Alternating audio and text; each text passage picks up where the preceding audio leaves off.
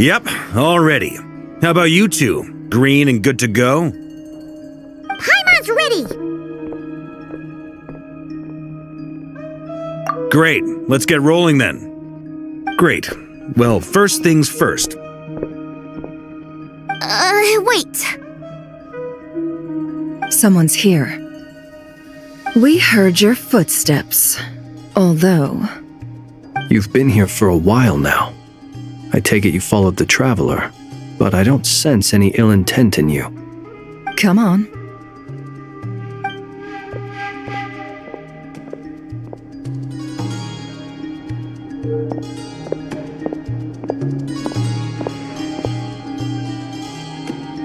I figured it wouldn't take you long to notice me. I come bearing news from my lady, the Knave. Dottore went through the motions of returning to Snezhnaya, but it was obviously a facade. However, he has not returned to the Kuvaki Experimental Design Bureau, nor has he made an appearance in Nasha Town. Well, in that case, he'll be in his lab way up north. I always wondered why he applied for his own private pad. He was planning this all along. Tell them that Sandrone and I will go on ahead. If they still intend to pursue this matter, they should meet us at the research center in the northern tip of Nodcry. Nice of Columbina's two best friends to think of us. We appreciate the heads up. Our sincere thanks to the Fatui for your aid. Lady Damselette may have left our organization, but at least some of her colleagues remain genuinely concerned for her well-being. Not to mention that the doctor's increasingly cryptic conduct gives us great cause for alarm. We have crossed swords many times before, but it's not personal. We're just on different sides. We don't lack humanity. And so, as fellow friends of Lady Damselette, it's only right that you should be in the know about this. Arlecchino's situational awareness has saved us a lot of trouble. I'll leave the map here with you. If you do decide to head to the research center, please proceed with caution. And remember, at least while you're in Nodcry, Lady Arlecchino's subordinates are your comrades if you want them to be. This is very accommodating of you. We can't thank you enough. Just doing my duty. I shall take my leave now. If you need us, you'll find us at the Experimental Design Bureau.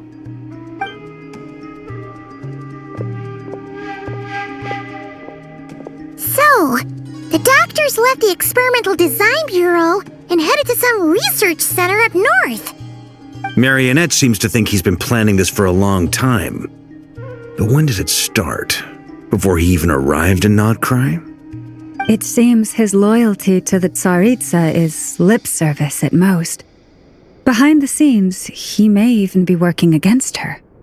Whatever his motives, we know that he's decisive and incredibly ruthless. Facing him unprepared would be a recipe for disaster. At this stage, it's difficult to predict his next steps. I suggest we split into two groups. We need some people to stay behind and guard Nasha Town. Well, as much as I'd love to help, infiltrating research labs isn't really my area of expertise. But at least take Cool Your Jet's Ducky with you. It should be some help during the battle. And as for Miss Sinefa, I suppose you will stay to protect Miss Aino? Detecting operational logic. Protect Aino. Priority. High. Just in case, Servarka, I think it would be best if you stayed behind as well. You can leave the research center to us. I mean, I would have said the Knight of Berea should probably be out on the front line, but okay, fine. Leave Nasha Town to me. Be careful out there, okay? If things get out of hand, fall back right away. Yehodo will be on hand to assist you.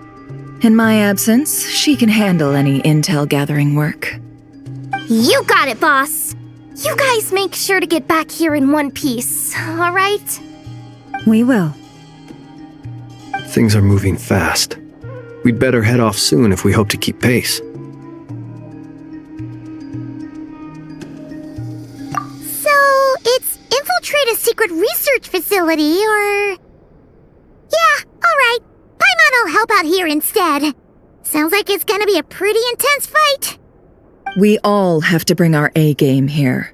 So, anything you need to wrap up before we leave?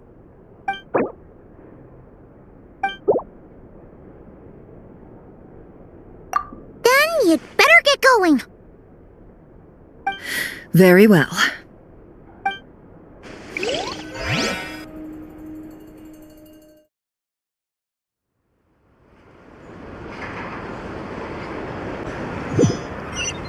All these broken machines on the ground. Someone got here before us. Could it be Arlecchino and Sandrone?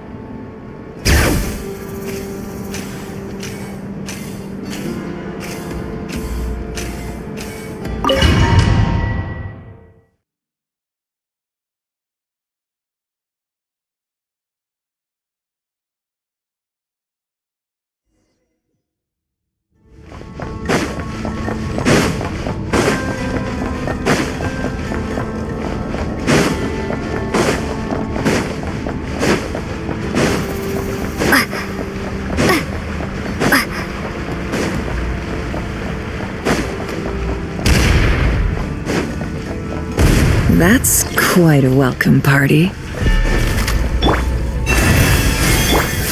Within.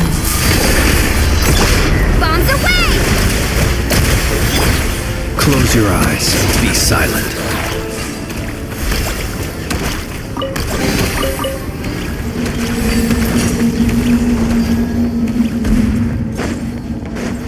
Dare stand in my way! Get back! I said get back! Do you hear me?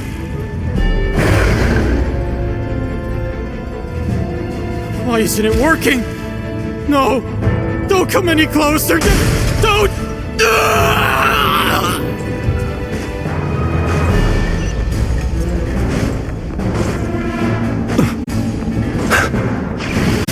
You poor souls.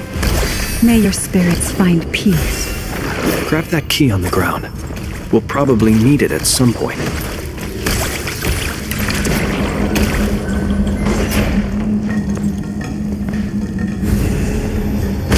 Watch out!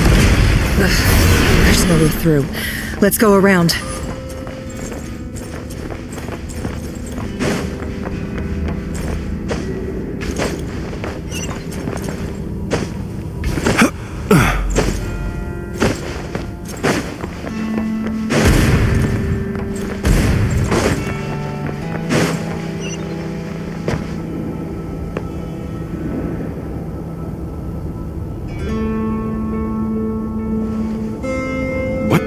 Trespassers?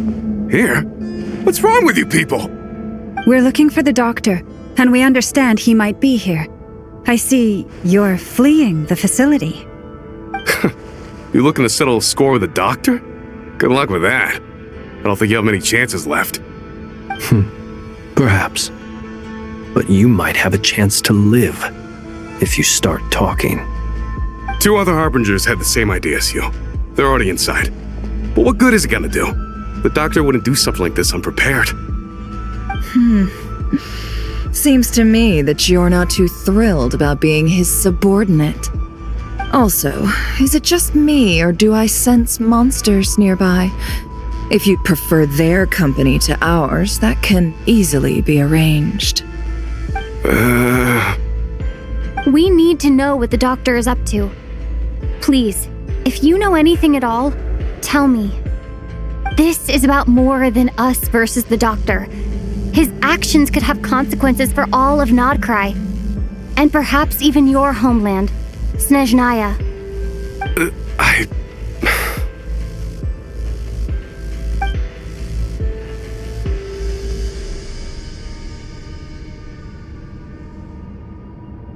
He's building something. Ambitious doesn't even begin to describe it. Feels like this could be the big one. God knows how long he's been planning it. A while back, he told us he'd be returning to Snezhnaya. We weren't expecting him back so soon. This time he brought some gemstones with him, or something. 2 of them. The moon marrow spheres. He stole them from their rightful owner, Columbina. Oh, Lady Damselat? Last I heard, she left the Fatui. Before she went, she told us she'd finished what Her Majesty asked of her and wished to focus on some personal matters. I remember thinking that leaving us might not be the best choice. I mean, I always looked up to the captain the most, and... Back when this all started, the higher-ups dispatched 3 units to Nodcry to execute their plan. They were led by the Doctor, Marionette, and the Damselette, respectively. I was a part of the Damselette's unit to begin with. She never really interacted with us much. In fact, she seemed sort of detached from everything. Not because she was distracted, just felt like she was indifferent to the world around her. Like she had no stake in anything that happened. She always seemed like she was staring off into the distance. Almost as if she didn't see anything worth living for in the present, so she had to look further afield. That's right. She always used to stare up at the sky. The Doctor used to stand nearby and watch her. Apparently they got along well at first, but somewhere along the way, she grew wary of him, started avoiding him as much as possible. After she left, everyone in our unit merged with the Doctor's. He's similarly indifferent to the world, except when it comes to the moons. He seems to have big plans for them. Right now, obtaining the 3 moons is his #1 priority. He even said if he can only get his hands on 2 of them, he'll create a 3rd one himself. How would he create an artificial moon marrow? Maybe the knowledge he gained from the Hyperborean phantoms has something to do with it. Thank you for cooperating. We appreciate the level of detail. I get the sense that you'd serve under Columbina again if you had the chance. Would that be fair? No, she's no longer a Harbinger. As a member of the Fatui, my loyalty will always belong to the Tsaritsa. I'm only telling you all this because I don't completely trust the Doctor. His actions do not align with the goals that first brought us to Nodcry. I understand. We'll do everything within our power to stop him. The Knaves unit is based at the Kuvaki Experimental Design Bureau. Maybe you can seek refuge with them. Well, now we know what's going on here. Artificial moon marrow. He's likely well on the way to completing it. Dottore's technological capabilities are far more advanced than I thought. I fear this could get ugly. Everyone, prepare yourselves.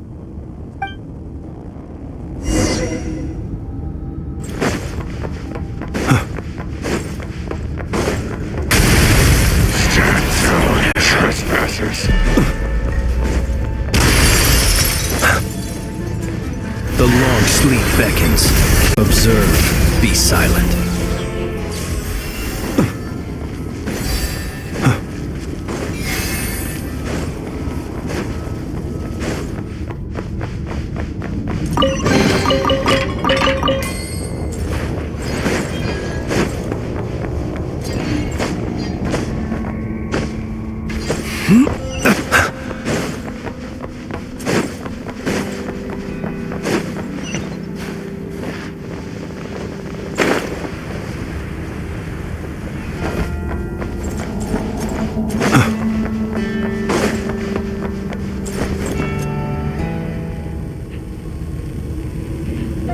Welcome, one and all. I've been expecting you. I hope my humble research facility is to your liking. Yeah, we really appreciated fighting our way in through a horde of monsters. The gall! You expect us to believe you've just been patiently waiting for us? Of course I have. Should I be worried about something? Everything seems to be going quite smoothly so far, and you've shown up right on schedule. First Sandrone and Arlecchino, now you. Ah, quite a surfeit of guests I've had today.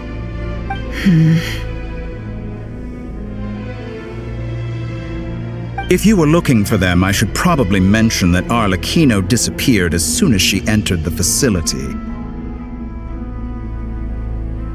As for Sandrone, why, she stood right here only moments ago demanding answers from me at the top of her voice. Hardly out of character. She never was one for basic courtesy.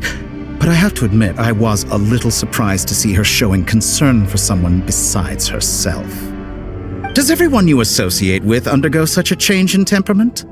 Speaking as a researcher, I have to say, it is not a change for the better. It threatens one's ability to remain objective.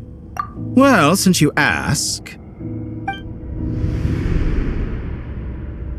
So you've got your hands on the moon marrow, and now you're claiming godhood. Don't you think that's a bit of a stretch, Dottore? I must protest what you are insinuating with that phrase, claiming godhood. I am not claiming anything. I am stating a fact. You're a researcher. I'm sure you appreciate the distinction between the two. Huh? Wait, you really think you're all that? You'll excuse me if I'm not being a polite little lady for you. We're colleagues. We both know what kind of person you are. By the same token, I knew you'd respond along those lines. You and I both understand that facts speak louder than words. To that end, I've had my people send you a small gift. It should go some way toward helping you understand my present position. What gift?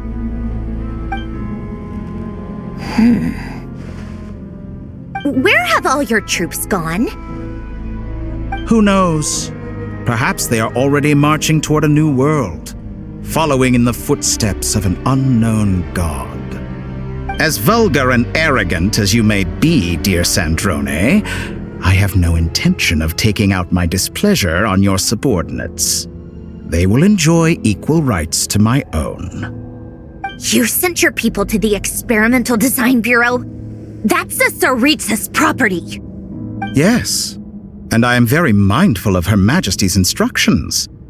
But you know full well that they do not conflict with my present goals. In which case, all I'm doing is conducting another one of my experiments. Is there a problem with that?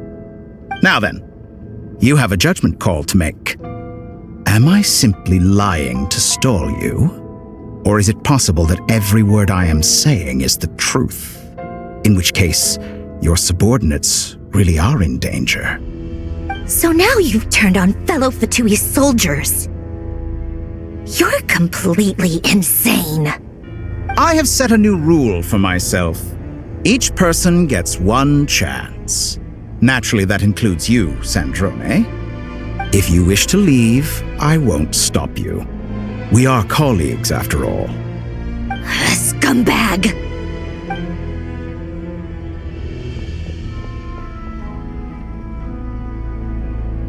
Still, I hadn't counted on Sandrone sparing any thought for the people of this world. Shame. I always found her self-centeredness to be one of her few better qualities. How can she ever hope to achieve greatness when she's so obsessed with protecting her little design bureau? It's more than a little disingenuous to speak of achieving greatness while taking hostages. Or does honor no longer mean anything to you? Honor? I have the marrow of 2 moons in my possession and will soon complete the construction of a 3rd.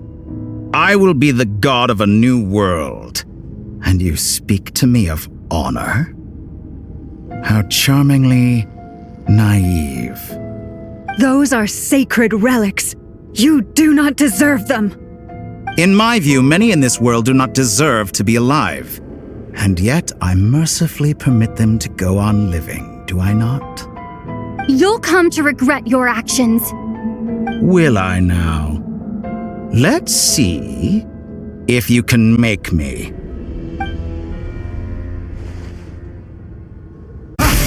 Dottore is too powerful with the artificial moon marrow in his arsenal. Fighting him is futile. Quickly! How's this?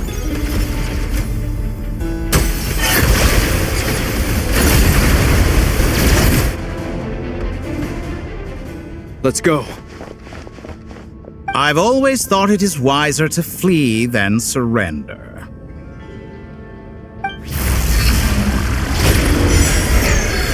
Watch out! What the? Forget about me! You should... Where's the traveler?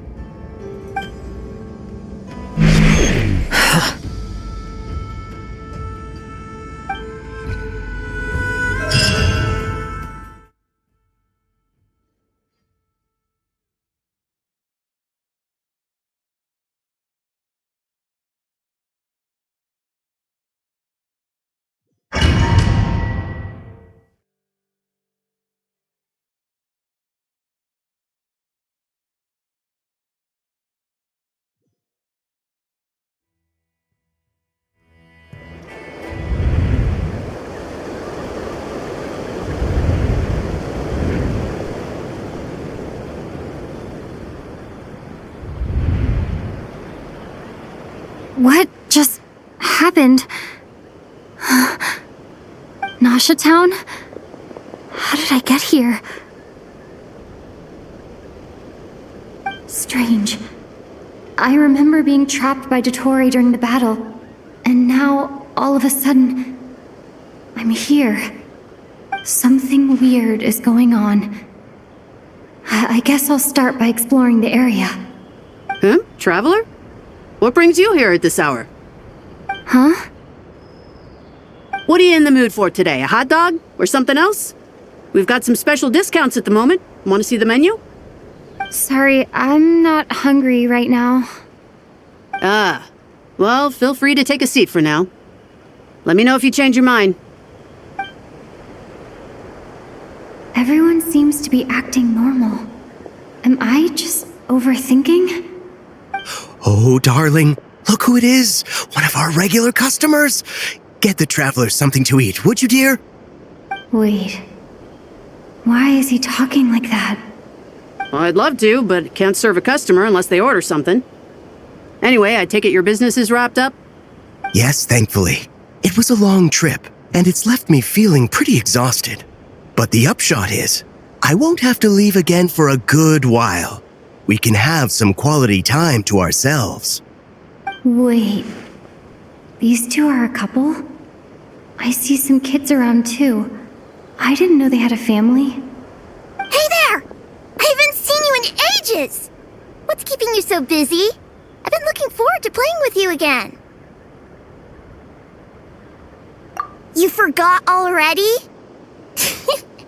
You're silly. Daddy brought you over to our house recently. We had some snacks together. What is she talking about?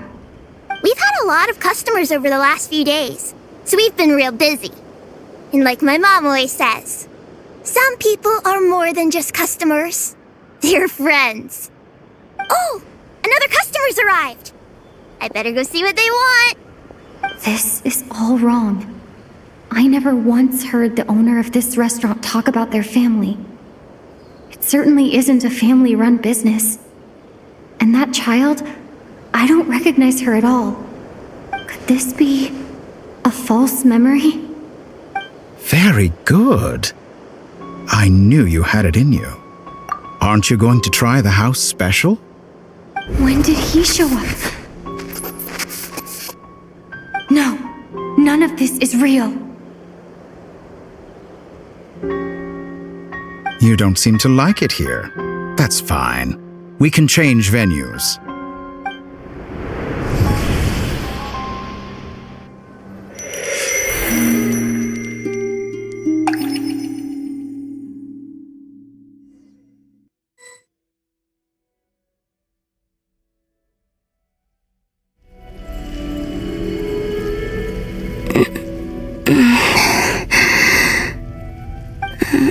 I'm still alive. Where is this place? It took all my strength to open the moon gate, and then I leapt into it.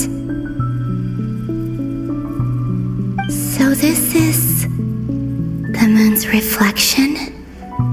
The mysterious realm beyond the gate?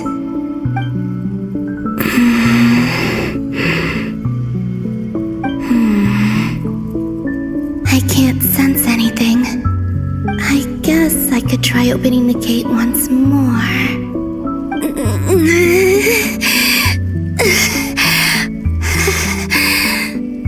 No response. Maybe this space can't be opened from inside. If this was the space that killed both Revier and his lover, then why am I unscathed? Or... no, I'm not unscathed. Even the air here feels frozen in place. There is nothing here with which I can restore my power. I should conserve my strength and proceed with caution.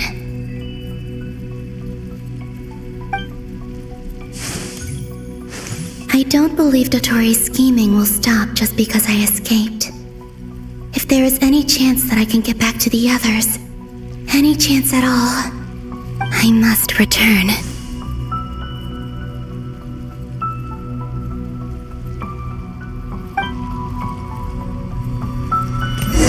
emptiness, silence.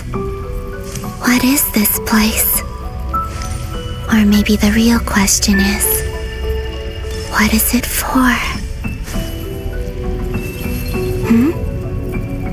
What's this? Looks like it responds to my power. Golden. Like Kuvaki. Is it some sort of guide? And why does it feel so familiar? I might as well follow it.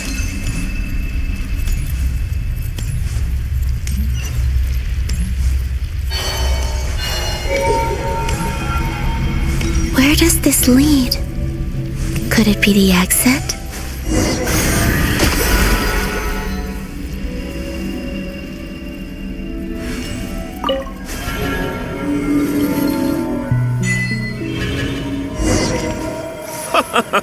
Welcome home, Moon Goddess! Is this Nasha Town?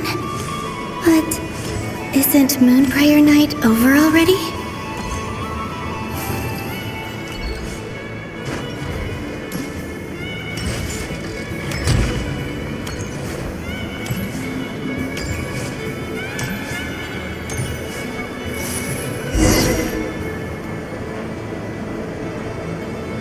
Goodbye for now, Columbina. I hope you have a wonderful night. I will. Everyone else and me? Are these my memories?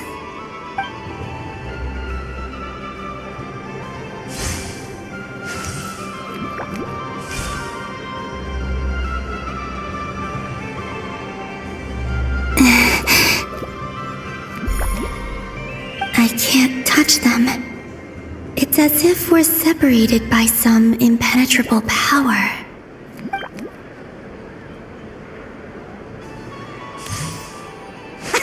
Over here! Over here!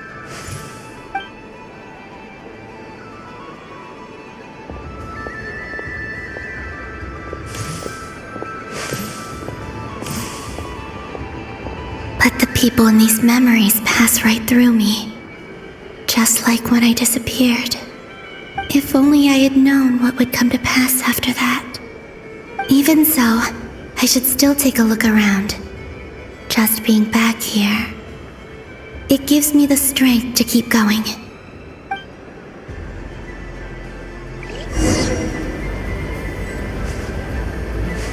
Welcome home, Moon Goddess. Oh, you're the genuine article. Alice was right. This Moon Prayer Night was worth watching after all. Oh, yes. That was the fortune-telling stall run by Barbeloth from the Hexen Circle.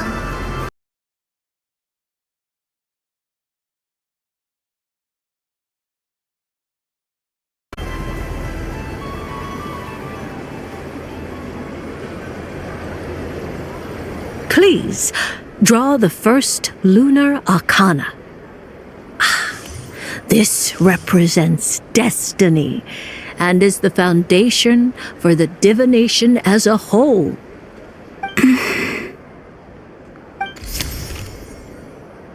My destiny. I believe the card I drew was the moon. Now that I think about it, Barbeloth's divination was absolutely right. It's almost time to draw the last card. The one that represents the future.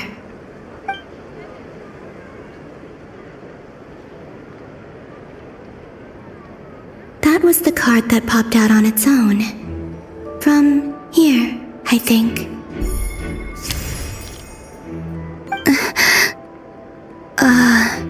Kuvaki Pulse? What? Fascinating. I've never encountered this before in my role as a diviner. What's going on? Did that card leave the deck? Because of my influence? All I did was try to touch it, and then Maybe this memory space is not untouchable after all. Are there weak points in the barrier? Or is it possible that there's more to this space than my memories alone? This card is death. I need to get to the bottom of this. I'll try touching something else.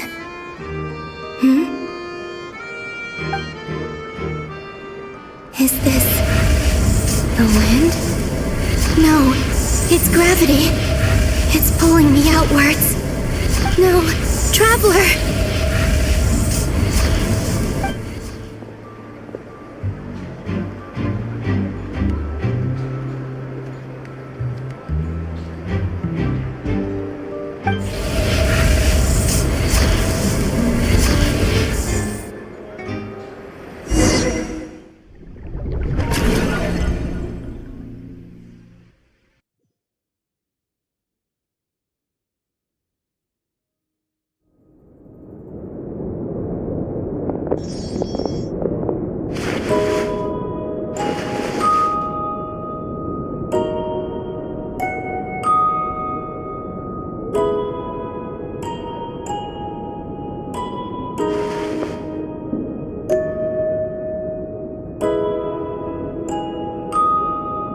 Paimon, listen to me.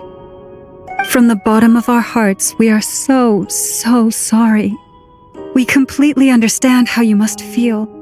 The Traveler is trapped, and we all feel responsible for it. Don't say that! Paimon's not a little kid! You didn't leave her behind on purpose! There was nothing you could do!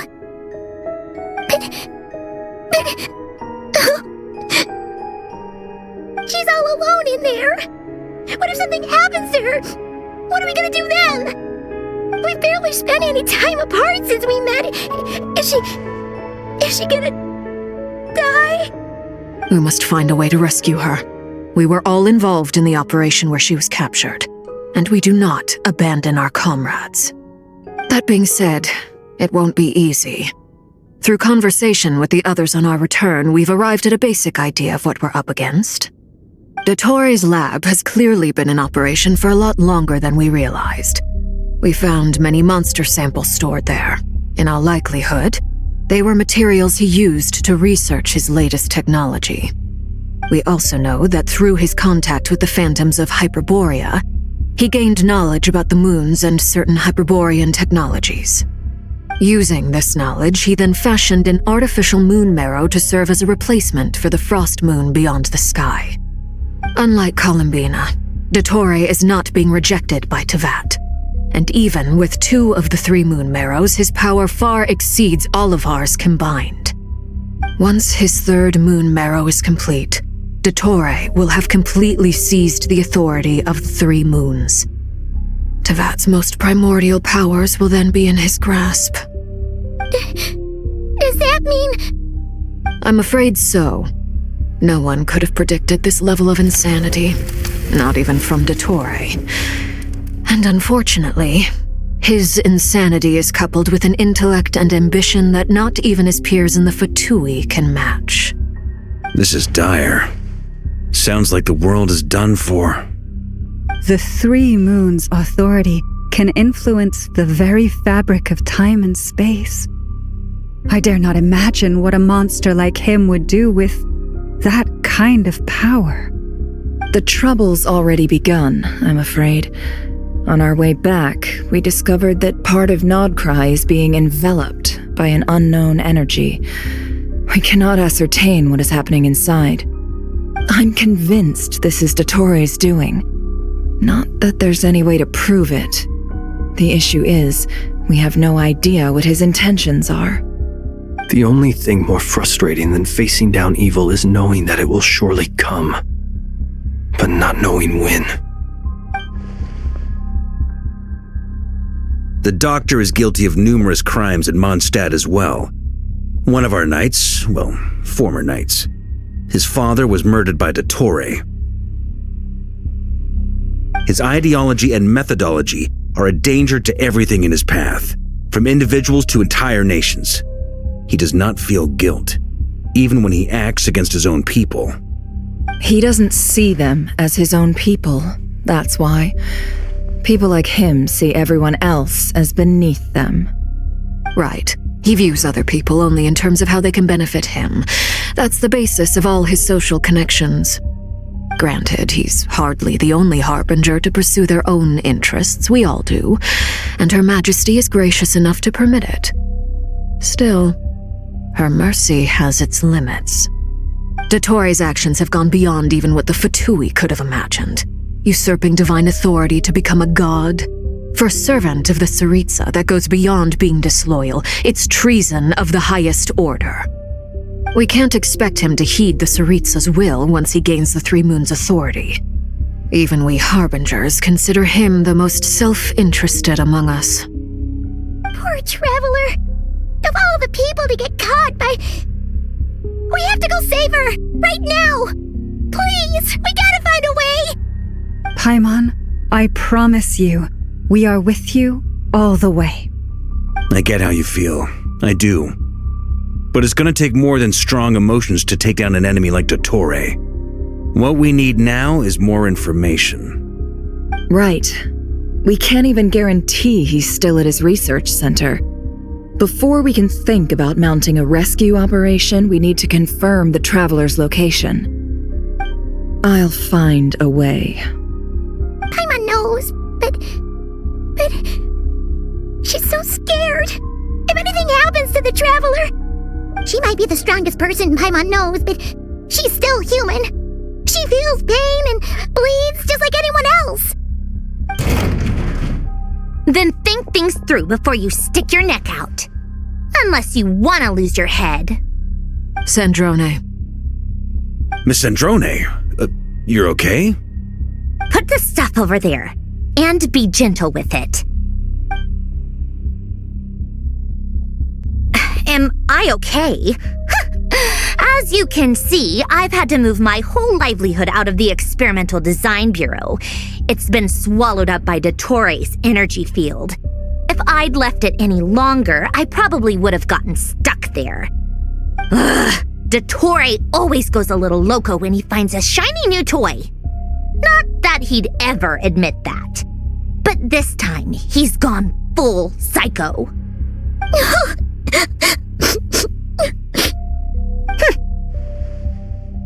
Just go ahead and cry already. Sorry. Paimon's not trying to make a scene. It's just... She can't. Oh, Paimon. Let it all out. There's no shame in it. When you're overwhelmed by fear and despair, crying can help get it out of your system. You'll feel better for it. Okay then, while the baby of the group is having a moment, how about the grown-ups get to work? Give me your hand. You've made a discovery? Polonia, scan.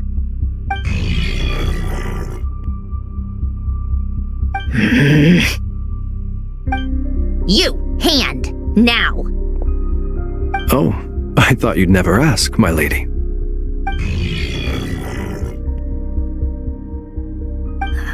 Curses! You're next, then you.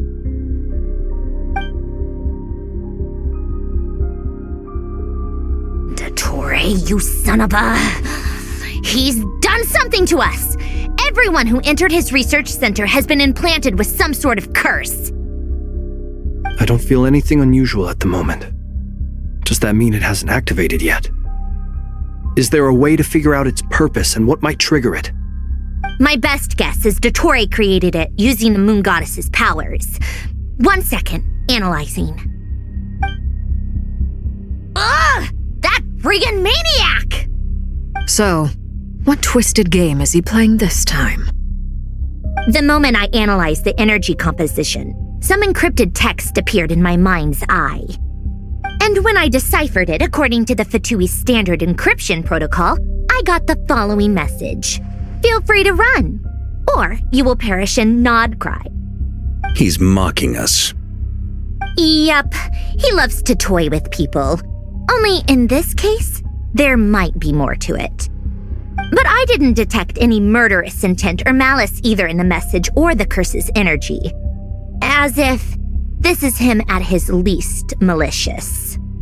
Or perhaps all people are cowards in his eyes. Maybe he thinks the threat alone will be effective. What a despicable person. And he has the Traveler in his grasp. If I may, as unhinged as Dottore may be, he has always exercised great patience with the objects of his interest. I remember a comment he made when we first arrived in Nodcry. He said, "This world is, on the whole, an exceedingly dull place. But at least there are a few intriguing features, such as the gods or the Traveler. Presumably, they interest him because they're unknown quantities. He wants to understand as much as he can about them." Agreed. The Traveler is Tevat's fourth descender. All Harbingers are aware of this. Since Dottore took such pains to capture the Traveler, he is unlikely to kill her right away. Okay, but we still have to do that rescue operation. Of course. I also think we need to read between the lines with Dottore's message. If he's encouraging us to run, that means we mustn't leave Nodcry under any circumstances. My guess is, his curse will only trigger if we leave.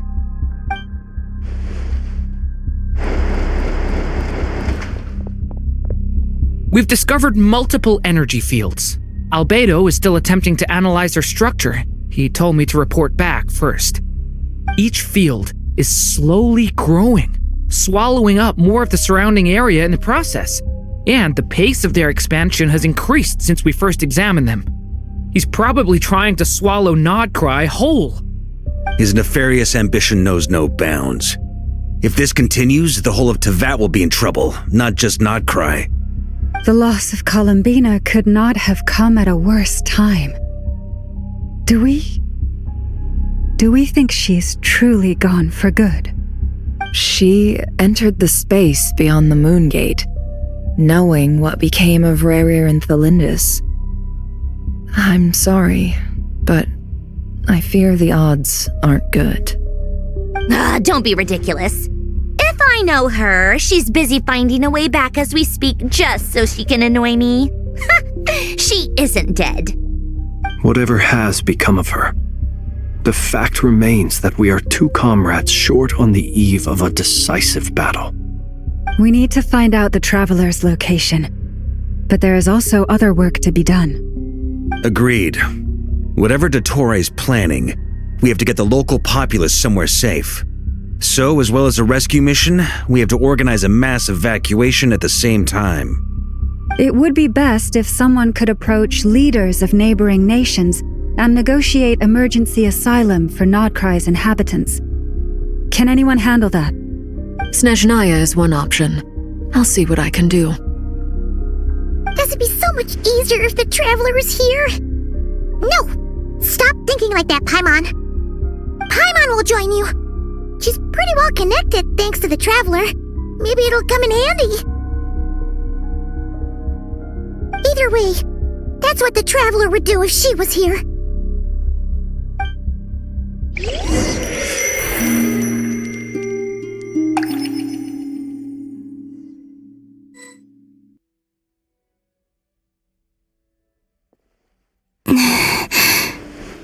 Back here again. That gravitational force that pulled me back. Is this where it came from? When I saw that memory of Moon Prayer Night, I think I influenced reality. Was it just a coincidence? Or, if only I could have sent the others some kind of warning on Moon Prayer Night, maybe we could have stopped Dottore. I feel so heavy. Does entering that space consume a lot of energy? Well, even so, I have to keep moving forward. Back to emptiness and silence again. I should try and find my way back inside that memory.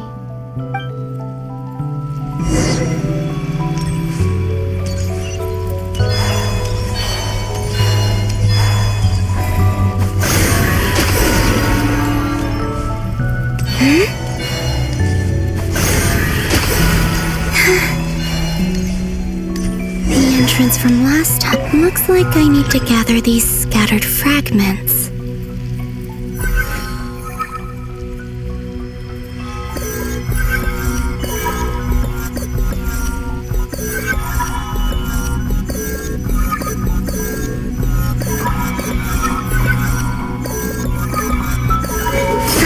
It worked! Hopefully I can stay inside for a bit longer this time.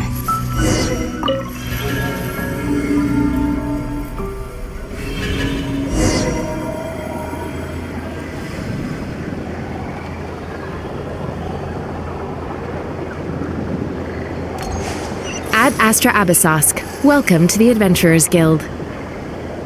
What? This doesn't look like Moonprayer Night. Extra, extra! Latest issue of the Nasha Express! I don't think I've ever been here.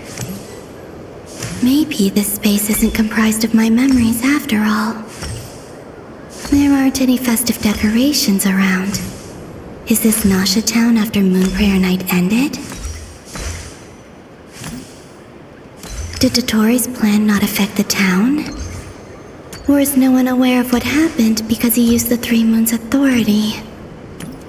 Let me see if I can influence anyone else. So, what do we do next? Wait, that voice. Paimon? The most important thing right now is to find that mage. Lauma the Traveler and Mr. Varga are here too. I'd better go pay the Fatui a visit. Traveler!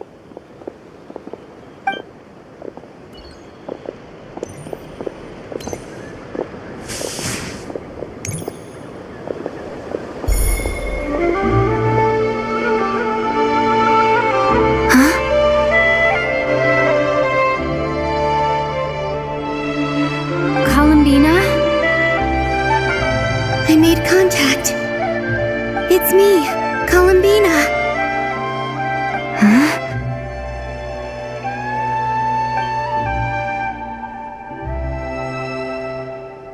Traveler?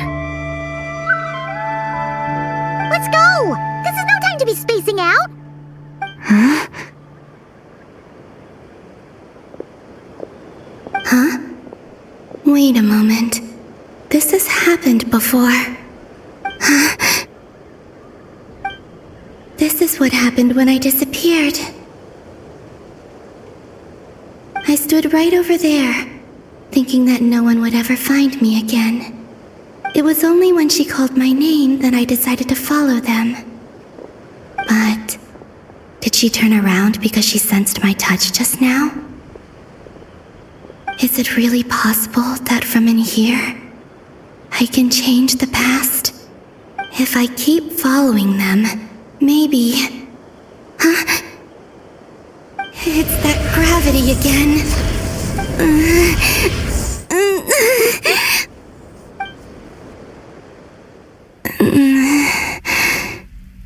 Every time I influence reality within that space, this force intervenes and pulls me back. It's as if it's trying to stop me from leaving.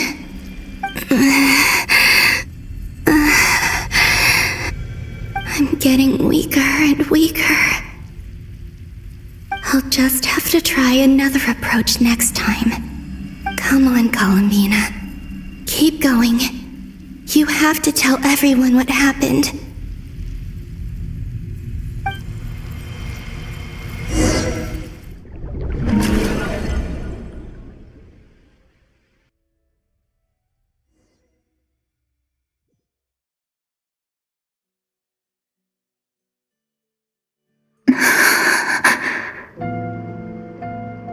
Suddenly, I've been plunged into darkness, alone.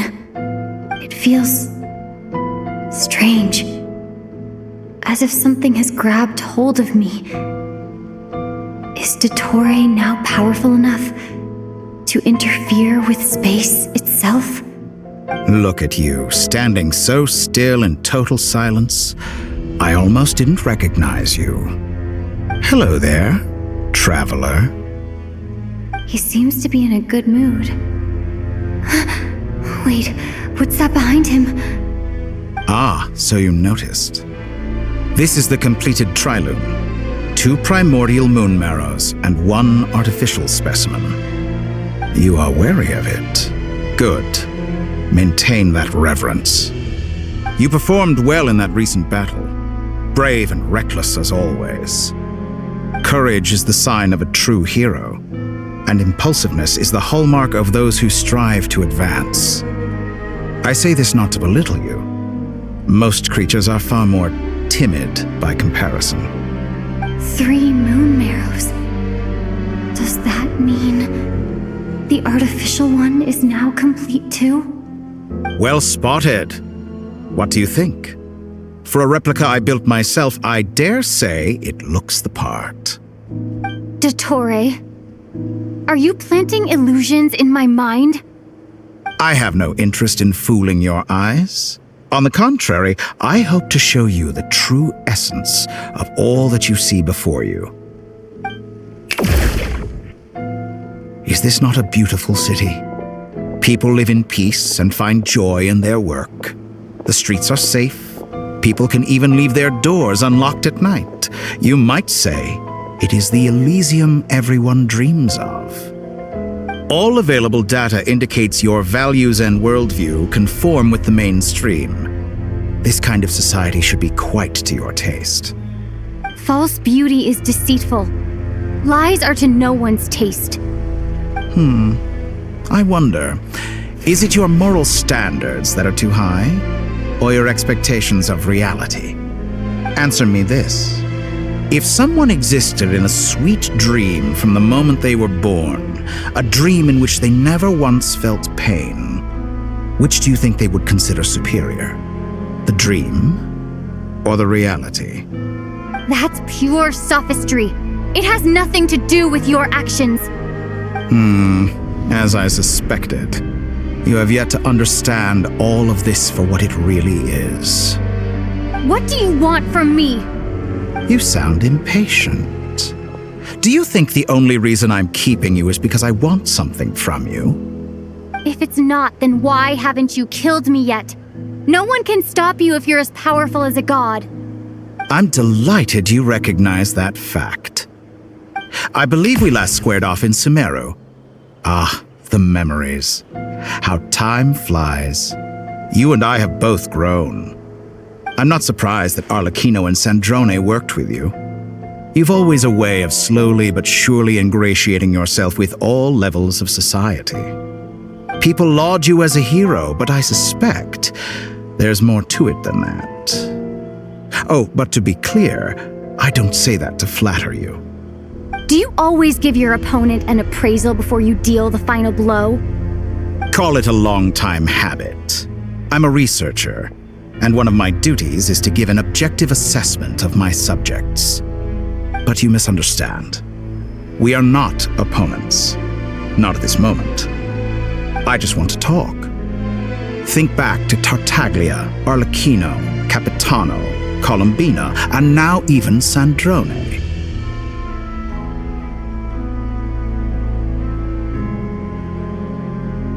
You've worked with each of them in the past. I believe you can work with me as well. What makes you so sure? Well, why not? Should the good associate only with the good and the bad befriend only the bad? I like to think we could have a more mature relationship than that. Surely you don't think all your relationships are grounded in friendship or shared ideals. People come together because it benefits them to do so. If you think of the people you admire, you must surely admit that they have provided some benefit to you. Morality, ambition, dreams. People have plenty of words to embellish the nature of their relationships. But once you break free from those ethical frameworks, you will see that the only thing connecting the two of you is mutual benefit. And that is what I'd like to talk to you about. We're finally getting into it. He's probably been planning to kidnap me for a long time now. But for what exactly? He has the authority of all 3 moons. I won't be able to gain the upper hand in a fight. Best if I pretend that I'm willing to negotiate for now. You say you're a god, but you also speak of mutual benefit. What could a god want that the 3 moons cannot provide? Excellent question. But before I answer, I would ask you the same thing. Gaining Columbina's allegiance was a rare and extraordinary feat. But the Moon Marrows are now in my hands, and I have the edge over her. For this artificial moon is not being rejected by Tevat. Her identity and lineage may have been a thing of glory in the old world, but they were also shackles that prevented her from ever integrating into Tevat. I, on the other hand, you may view me as a thief, but I have overcome that limitation. So what is it that the 3 moons cannot grant you? What stops you from negotiating with me to get what you want? I don't make deals with lying psychopaths. That's quite an accusation. Are you expecting me to get angry with you? Well, this is one aspect in which my personal growth has served me well. In the past, my less mature self might have been disappointed, perhaps even angry, over a small setback like this. Like when you and Lesser Lord Kusanali joined forces to oppose me, for example. But things are different now. Just as the rich do not quibble with the poor, I no longer find myself perturbed by these trivial affairs. Human relationships end with conflicts of emotions and interests. But relations between humans and gods are different. And ours is even more unique. I have ascended to the highest heights and laid claim to unprecedented horizons. And you were no ordinary person to begin with.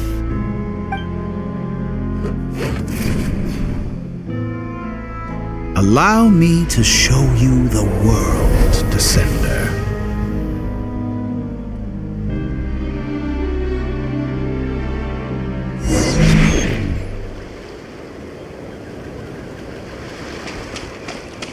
To stand, walk, jump, sit, and lie down. These are the most common of behaviors. Have you ever wondered why we were born following such laws? Who stipulated that we could not fly instead of walk?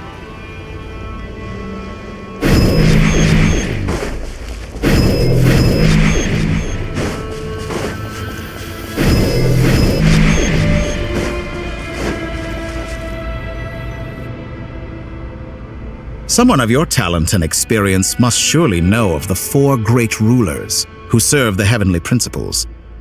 They govern life, death, time, and space. One wounded by a blade will die from blood loss or infection, and one who falls into a lake will drown in agony. The elderly wallow in solitude, and the solitary age faster. Eventually, new life is born, only to embark on the same path of suffering. These 4 divisions anchor the world and shackle those who live in it. But they themselves transcend its boundaries, squandering the power bestowed by the heavens. All who live yearn for equality, but unless the gods prostrate themselves and profess that they are mere servants of the living, equality can never exist. Who makes the rules we must live by? Who has the right to restrict us? The limits of the body can be rejected. How does it feel to be among those with absolute power? You cannot conceive the extent to which your flesh hinders your mind and spirit.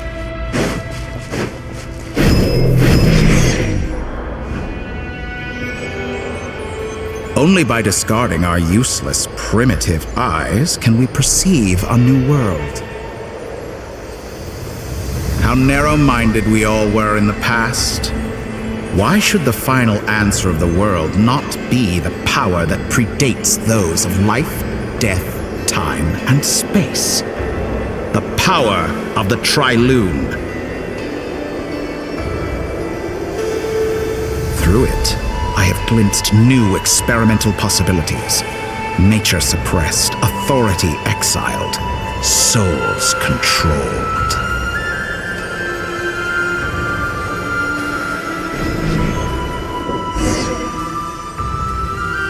You know, I heard recently that a group of critics reviewed countless stories and drew an interesting conclusion.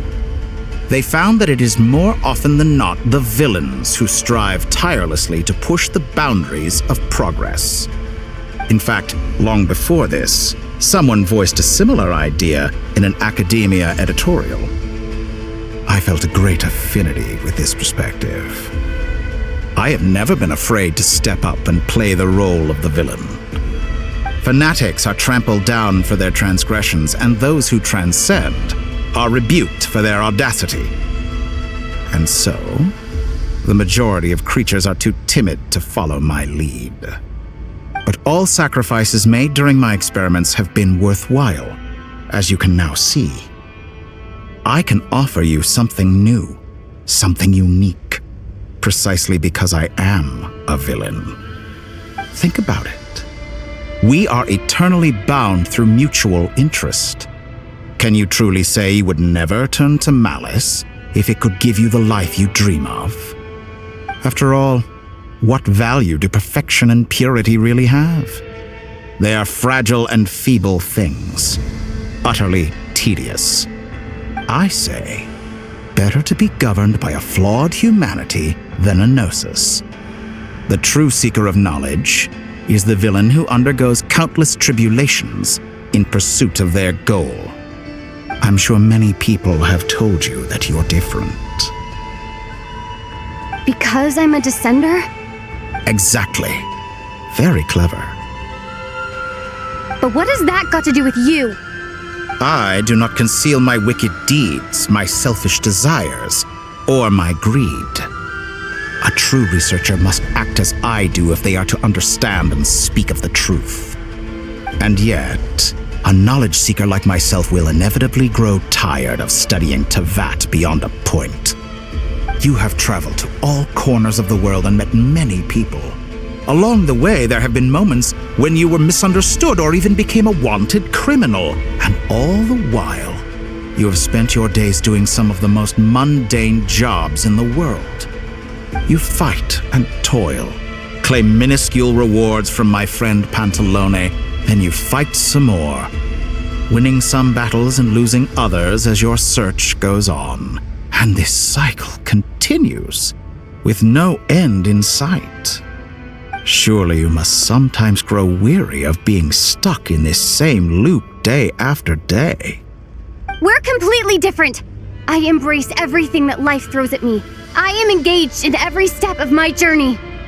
How does that make us different?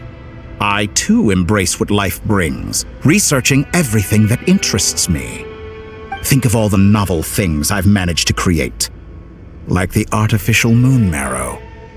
Don't you see? As unique a specimen as she was, even Columbina is not irreplaceable. Take that back! She's gone because of your actions! I didn't say that to anger you. Though admittedly, I don't see what there is to be angry about. Anything Columbina could do for you, I can do better. I know what your ultimate goal is. You wish to walk the path your brother walked and seek answers from him at the end of that journey, don't you? Someone like you could never understand what it feels like to care about another person the way I care about him. Perhaps not. But that doesn't mean I can't help. I could find your brother right now, bring him before you, and make him give you the answers you seek. Don't be so presumptuous. You'll never begin to understand the situation between us. Oh, no. This is no presumption. I'm only offering what I know is possible with the power of the Trilune. But it seems like you would sooner continue with your journey through this world. Why? Do you truly desire this journey? Or is it simply a necessary process from which you cannot escape? Think of all the time and energy you have spent, everything you've had to endure just to make it this far. Is this really what you want? Or has your hand been forced by the promise of that final answer? Yes, you have made many friends. But do they ever spare a thought for the void in your heart and what it yearns for? What you want is not friends. It is family. But do they know this? I, on the other hand, am far more considerate.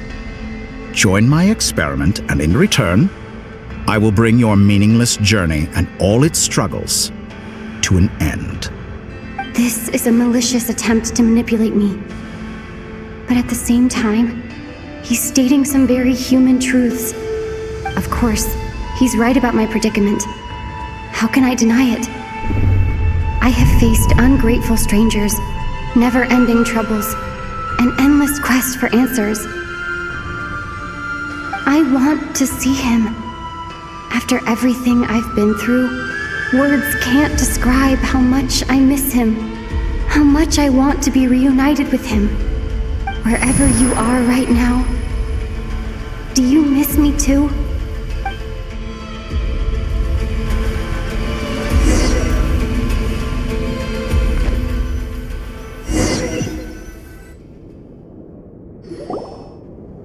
All right, everyone. Our next mission is clear. We need to contact all the major organizations, explain the situation to the public, and then begin the evacuation. The residents of Not Cry are quite dispersed. The two most populated areas are the Southern Isles and Pyramida. Miss Lauma, I will leave Hisi Island and Nasha Town in your hands. I will liaise with the Fatui and Pyramida. Agreed. We will reach out to Natlan and Snezhnaya. Anyone found north of the Experimental Design Bureau should follow the Fatui to Snezhnaya. As for those dwelling south of that line, I will ask the Voynich Guild to help persuade them to leave. Then I, Mr. Varka, and the Frostmoon Scions will escort them to Natlan. The Voynich Guild has dealings with the Curatorium of Secrets. I will send them a letter vouching for your credibility. Yehoda, you should help Lauma. This is too big of a task for one person. My wish has come true. You're willingly lending me your most capable employee for the day. Well, good for you if all this only takes a day. Of course, if it takes any longer, I'll be charging a fee. Boss, wait! Don't I get a say in this? Oh, I'm sorry. Something to add, Yehoda? Well, no one's more important to me than you, boss. And remember how Lauma healed your eyes after that big battle? I think that's worth at least 2 or 3 days' work for the Frostmoon Scions.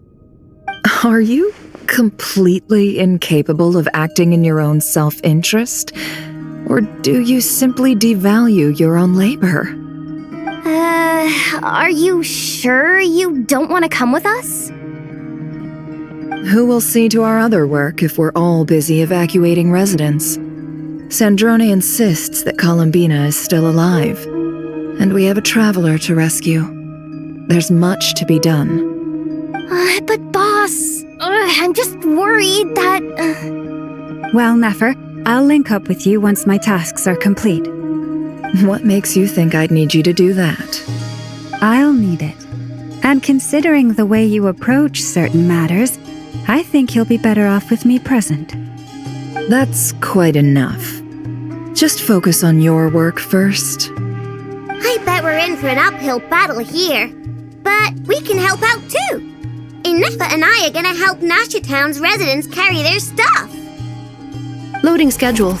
Store essential local research data and technology samples, then escort the people to Natlan. Understood. I will execute this to the best of my abilities. Great stuff. Thank you, ladies. I've contacted the Lightkeepers. A colleague of mine will join us shortly. I will persuade them to conduct a thorough search of the region to ensure that no civilians get left behind.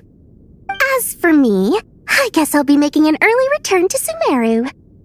I think it's important that someone informs the Dendro Archon of what's going on in Notcry. Roger that. Someone should inform Mondstadt, too. Mr. Duran, can I trust you to handle that? I think you fly faster than any of us can run. As an added incentive, get there fast enough and I'll see about getting your gliding exam waived. Really?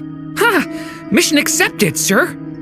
I intend to stay behind and help Miss Sandrone with her research. She has some alchemy-related questions that she'd like me to explore. She recognizes your expertise, then. I wish you a fruitful collaboration.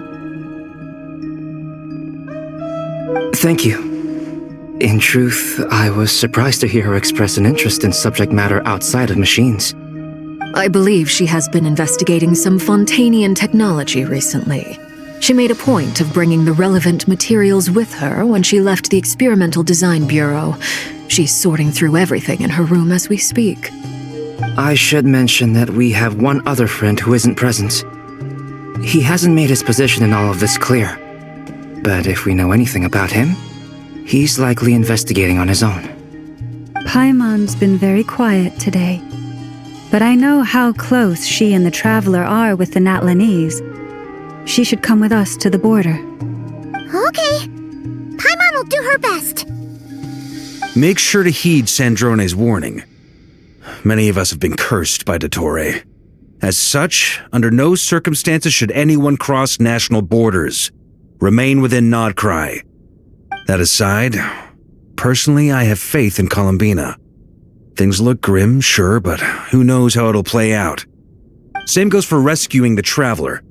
Both of them are important allies and friends. We'll be counting on you to gather intel on them, Miss Nefer. Ah, wonderful. You're all here.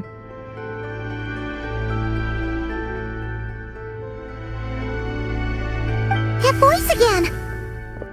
Nicole? Whoa, that was loud! And it came out of nowhere. So mysterious. Sorry, this is the only way I can speak to you all right now. Please accept my apology. Anyway, time is short. I'll cut to the chase.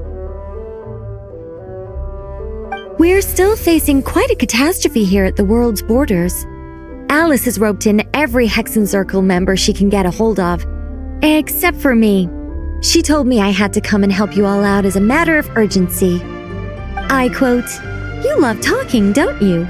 Well, now it's finally your time to shine. Take these. Make sure the whole party gets one each. You'll be in charge of making sure everyone stays connected." Huh? Is this a Dodo communication device? Scanning. Unknown device. Analyzing. Unknown device. Conclusion. Cute. Affirmative. It is cute and good. I believe that I quite like it. This is no ordinary Dodo communication device. It's my very own special modified version, specifically... sorry. I almost went off on another tangent there. Anyway, help yourselves.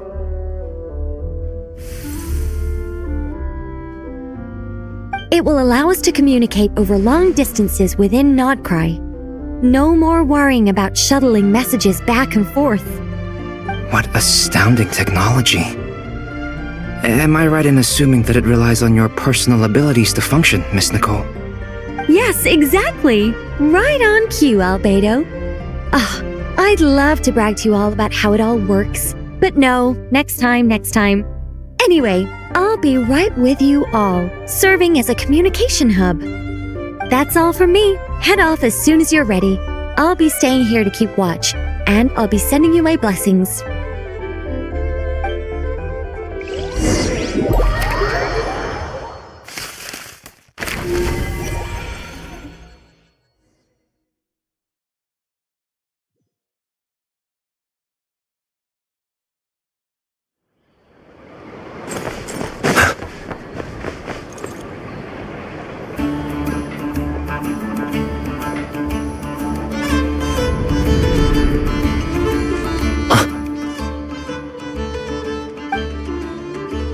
Sir Flint. Perfect timing. I just arrived myself. You are most considerate, Master Ilua. But in fact, I know you have been sitting here for quite some time. If you saw me, why didn't you say something? I was curious to see how long you could sit still for. Also, shouldn't you have managed to sense me approaching? That would be a first. You always seem to appear out of thin air without making a peep. Also, how many times do I have to tell you not to address me as master? I don't qualify. I beg to differ. Why should a young man so well versed in social graces as yourself not be worthy of that title? Please, Lord Flint's... Sir Flint's, I'm begging you, don't flatter me into complacency like you do with everyone else. You understand me better than most. My newest acquaintances tell me I love complimenting others. What do you think? I think they don't understand why you do it. You just love puffing people up till they're a big, happy ball of hot air that floats away into the sky. In all sincerity, I can only hope that they bring good tidings when they come back down to Earth. Is the situation that bad? We just held a strategy meeting. Let me fill you in.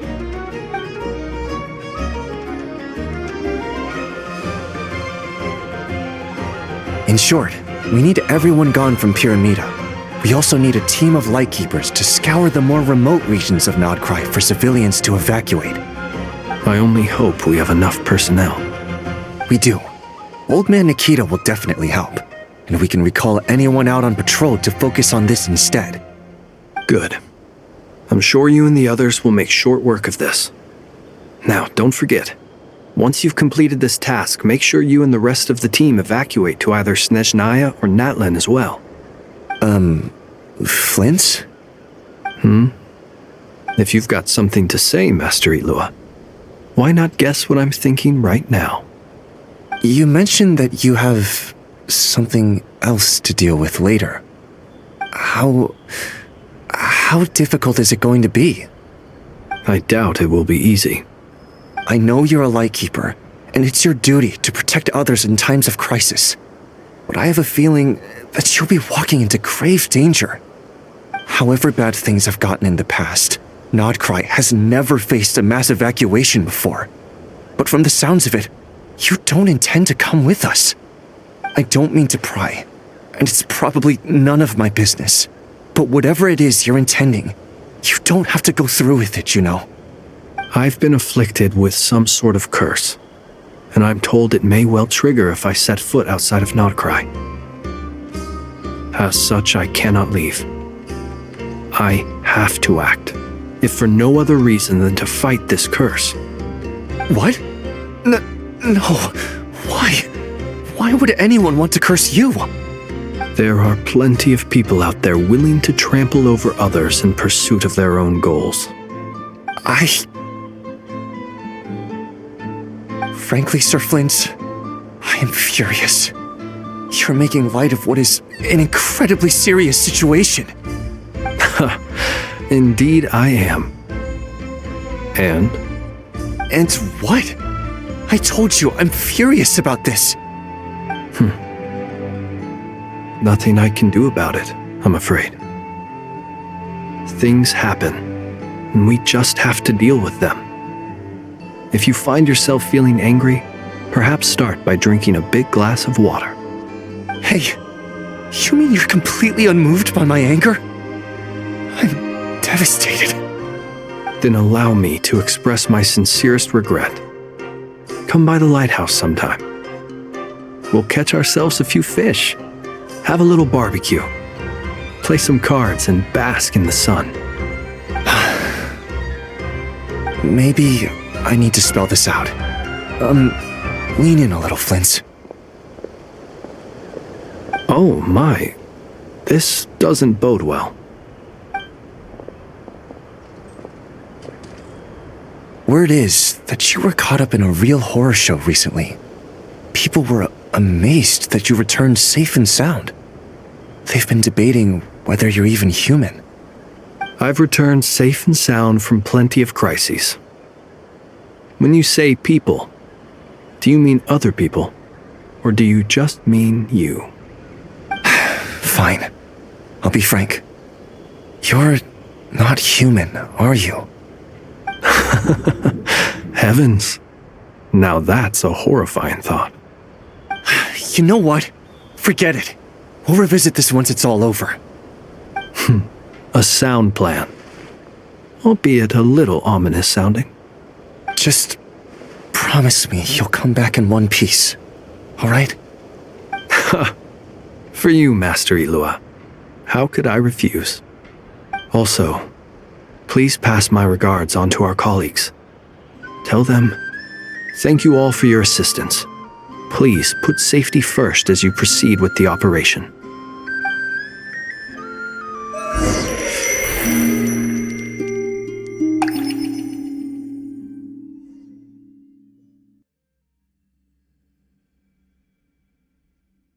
I have to keep searching for a path toward reality.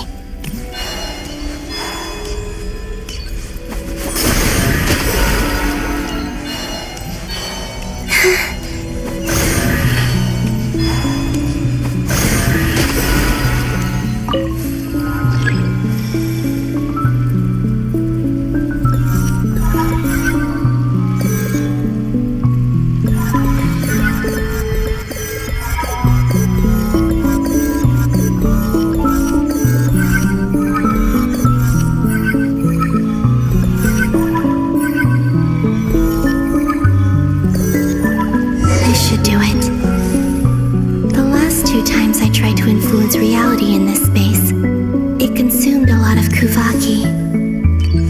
I'll try and be more careful this time. I need to leave key clues behind using less power. I hope everyone still remembers what I said on Moon Prayer Night.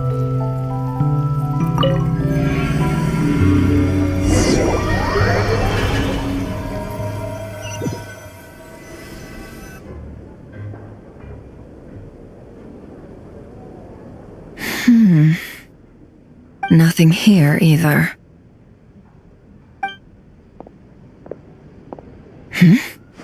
Flints? Ah, Miss Nefer. What are you doing here? Unless... I just spoke with Itlua about arrangements for the search and came for a walk nearby. As for you, why would... It appears we think along similar lines. And neither of us likes to accept things at face value. As well as figuring out how to gather intel on the Traveler, I wanted to confirm some of my own suspicions. Also, we'll need to bring a lot of force to bear against Ettore, even if we're only looking to rescue the Traveler. We can't leave anything to chance. You don't think Columbina perished either, do you? I'm merely considering the possibility that she survived, just as you are. How much can we really know about a deity like her anyway? Do you remember what she said on Moon Prayer Night? About using moonlight to send messages to us? Of course. I think that's why we're both here. Where have you checked so far? I've been focusing on the outdoors. Anywhere the moonlight shines. I checked most of Nasha Town, but didn't find anything. I checked the Curatorium of Secrets, and a few rooms where I thought I might find some leads. But no luck here either. The only places I haven't looked yet are the rooms in the flagship. But process of elimination isn't the only thing that brought me here. Oh, really? What's your other reason? After all that build-up, our mystery ally never showed up even once!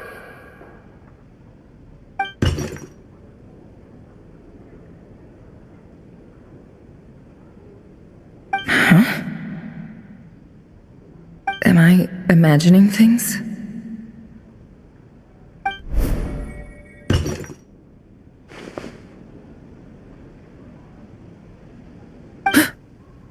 Come on, let's see what's going on. Oh no. I knocked over a vase as soon as I came in. It must have been caused by a Kuvaki fluctuation when I entered the space. Although, it seems like I'm not about to be pulled away this time. It looks like as long as I'm careful with my actions, it doesn't count as influencing reality. Anyway, is this the flagship? The Traveler mentioned that's where she was staying. I only went into the lobby last time, so I've never actually been here before. How does this space work? If nothing else, I can now be sure that it is not simply memory. She mentioned where her room was.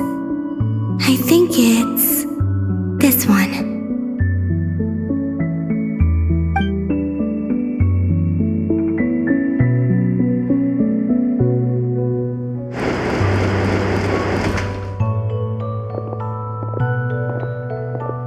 The door is closed, but if this is anything like when I disappeared, then maybe...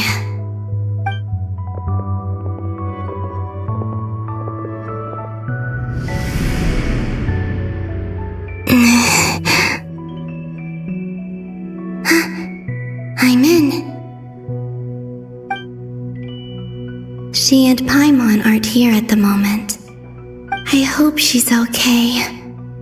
I wonder what happened to her after that battle with Dottore.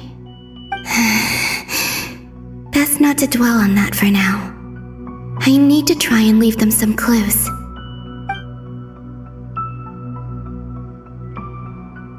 Please, Traveler. I really hope you find this.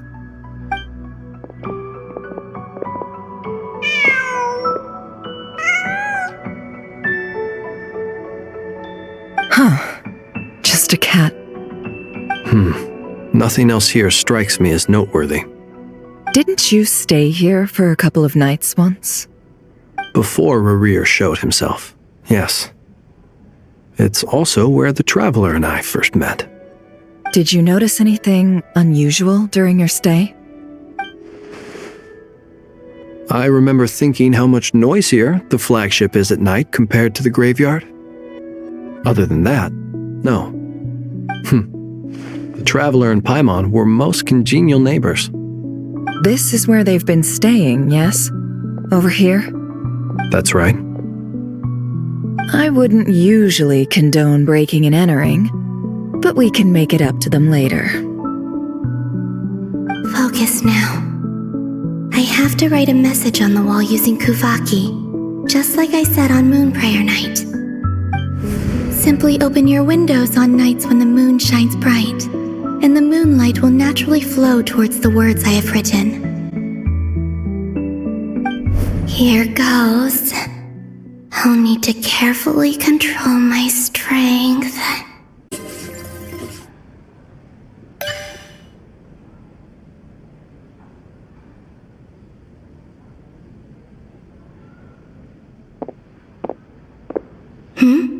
There's a noise outside the door.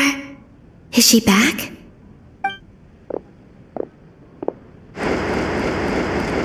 Please, you have to see these words.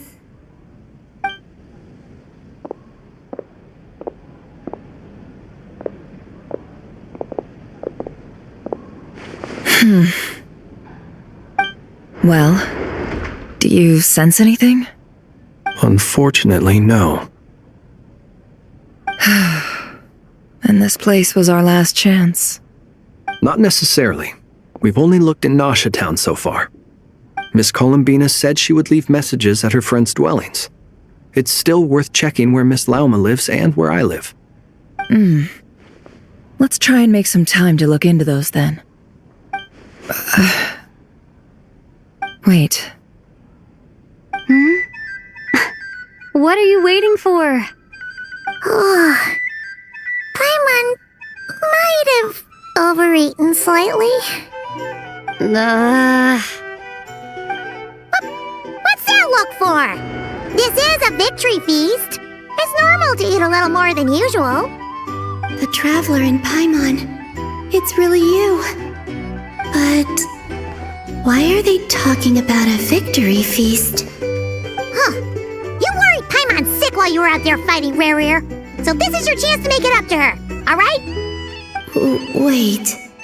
So this is the night after the battle against Rerir. How did I end up here? That's quite a long time ago now. Wait. Time.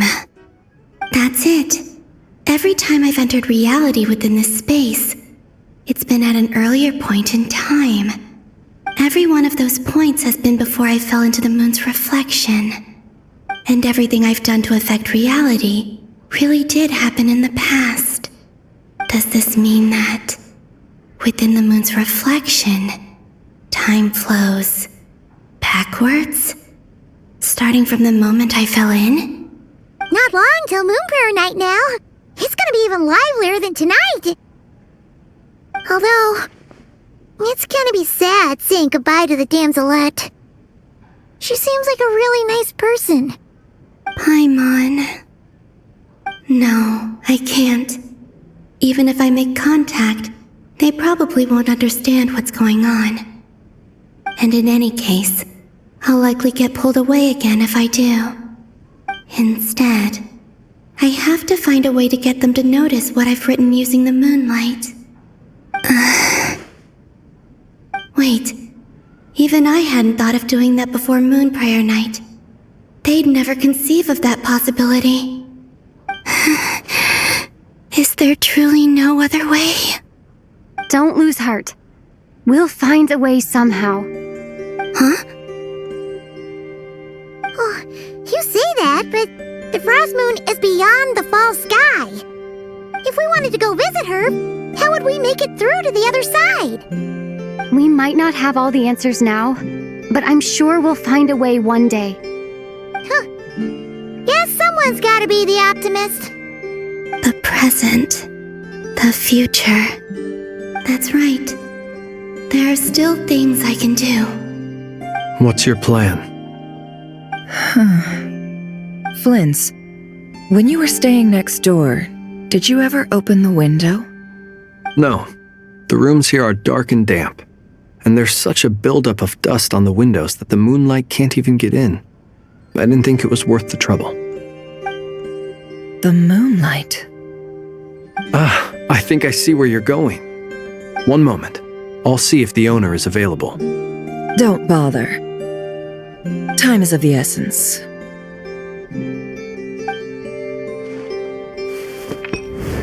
Time. Even if no one sees what I've written at this moment, maybe someone will remember what I said after Moon Prayer Night. I need to write down as much information as I can. And maybe one day...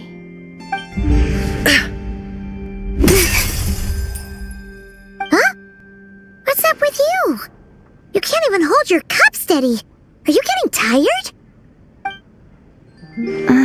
A little. Well, you should probably hit the hay then. You've had a really tough couple of days for you.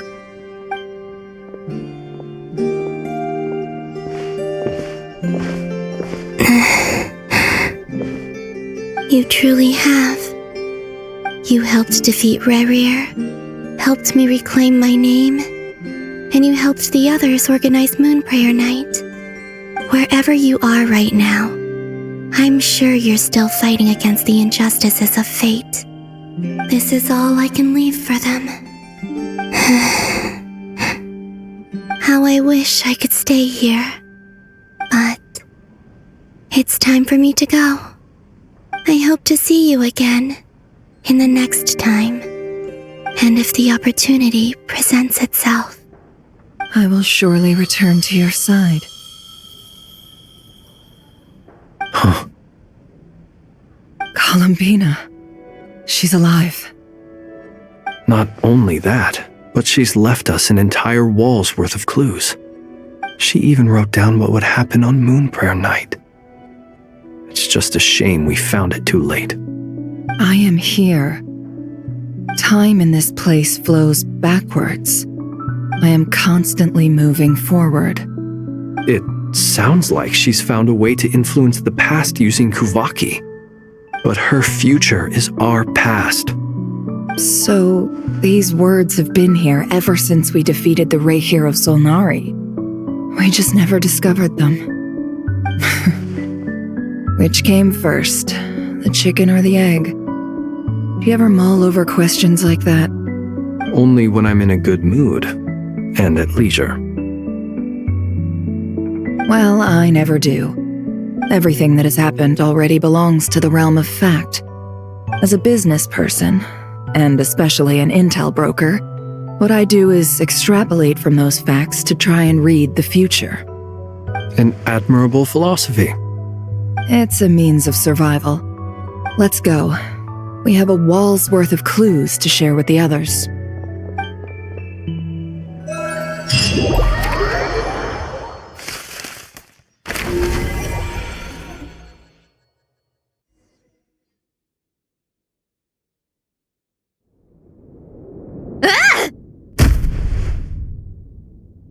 It appears that the doctor's energy signature has changed to something similar to Kuvaki, but not like the Kuvaki we're used to.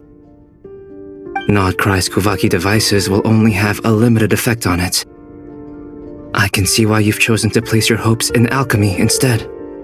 Also, I must say these books are rather profound. My subordinates just shipped them in from Fontaine. Some of them are from the Narcissenkreuz Ordo. Some are incident reports from Petrichor, and then there's a few test reports for these junk machines. Additionally, after some further scanning, I've discovered something extremely annoying. What's that? Tevat's skies contain multiple moons. A long time ago, when I did my first scan, I detected 3, just as the legends say. But when I checked again just now, I detected 4 moons. So there's one extra? Yeah. Originally, I thought that if I could still find 3 moons, that would at least mean Columbina's still alive.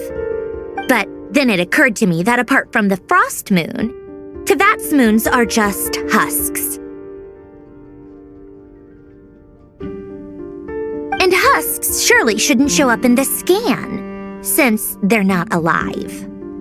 It's weird, isn't it? If we can't even distinguish between a dead and a living moon, how are we supposed to know whether a moon goddess is still alive? Or does this mean that the moon marrows are equivalent to the moons themselves? It's certainly possible. In which case, the 4th moon you detected may be Dottore artificial creation. So he wasn't bluffing. He really built his own moon marrow. Ugh, I'm so mad right now. It's easy to get overwhelmed when you have too much on your plate. Maybe you need to relax.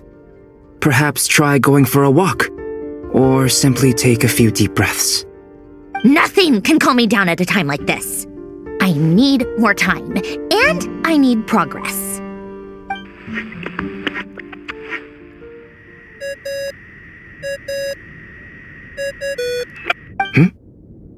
It's Mr. Flynn's.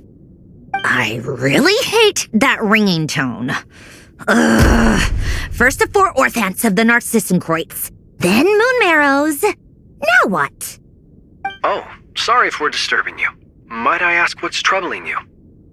What do you want? We're busy. Are you still at the Curatorium of Secrets? Yeah. Look, everyone else is still out, so there's no hurry. Plus, I'm busy, so I would appreciate if you gave me some space.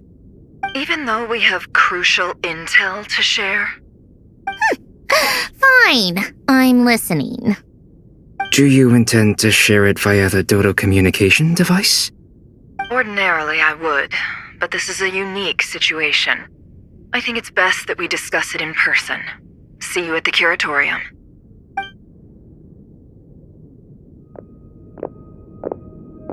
All right then.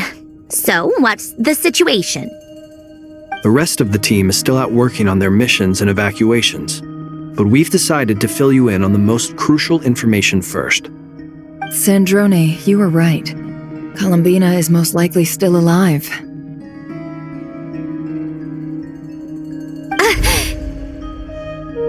That's the best news we've received in a while, by a long way.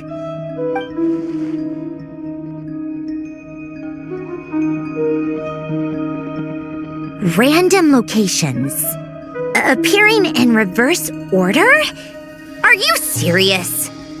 So not dying isn't enough for the moon goddess, huh? She has to show off too. Anyway, does this mean we can deduce her condition from the moon marrows? Miss Androne, there's nothing wrong with simply admitting that you're happy to hear the good news. I'm not. And she's the least of our problems. We're facing a huge crisis. If she can't control the flow of time in there, she's just gonna keep moving backwards. Different points in time won't intersect, and she'll never find a way out. Let's say life begins with a drop of water. When did time begin? The moment this planet came into being? No, that's not right. Her final destination would be the moment at which the space she is in was created. But it doesn't seem like we can influence that space from the outside world. So how can we help her? Also, if she's alive, Rerir and Thalindus might be too. But as far as we know, neither of them have come back out. That space may not have an exit at all. I'm afraid I must concur with Miss Nefer in this. Can't exactly argue with that. Let's leave it there for now. I've taken notes on everything you said. Will it help with your research? I doubt it's gonna help with breaking Dottoro's energy fields. But who knows when it might come in handy. Better to have it all written down than try to remember everything when I need it. All right, I need to get back to my research. Mr. Albedo has made a lot of suggestions that will require my undivided attention. Sure, I'll stay here. I have things to work on.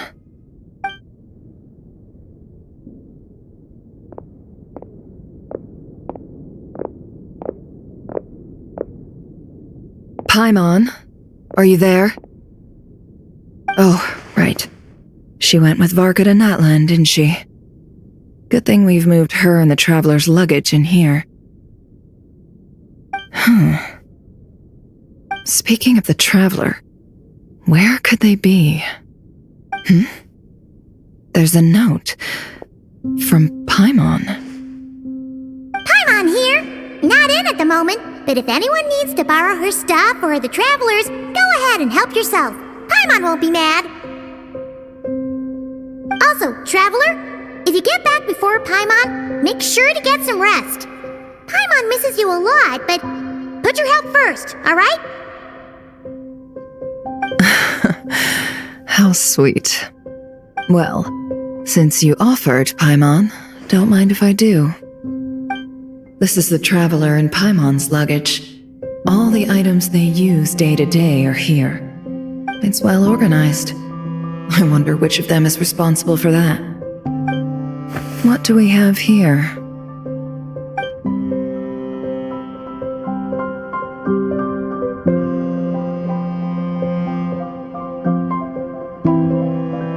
The camera captured a special moment that can only occur between people who are close to one another. You can really sense how the photographer feels about their subject. I wonder why this picture was placed outside. Is it because Paimon recently looked at it?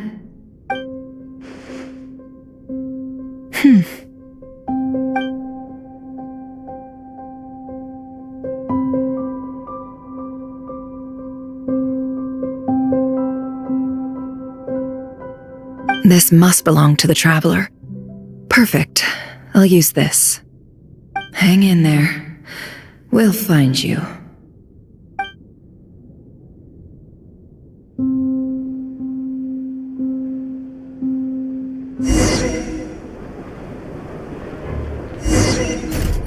Polonia. Search keyword world formula and bring me all relevant books.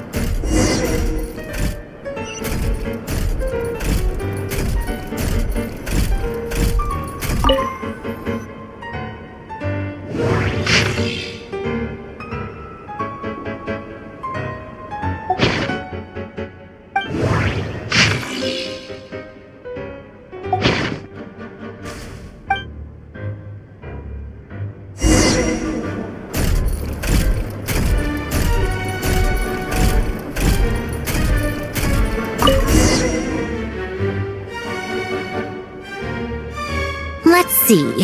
This one is on Tonki's sermon dictation concerning the apocalypse. I believe that the correct term for this is Fortuna. This was an ancient Romorian technology, a wisdom unparalleled. I never imagined that Romorian ideas would be so similar to the diagram I have named, the World Formula. This is strong evidence that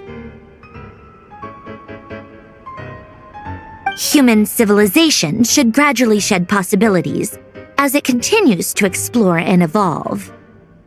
The end of humankind may well be upon us right now.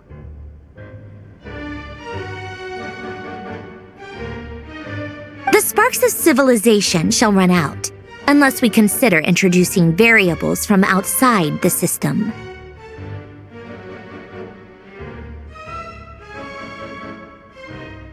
Variables.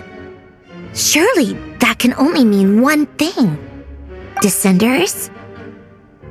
Dottore likely captured the traveler because of her descender status, but the Three Moons' authority comes from the world itself.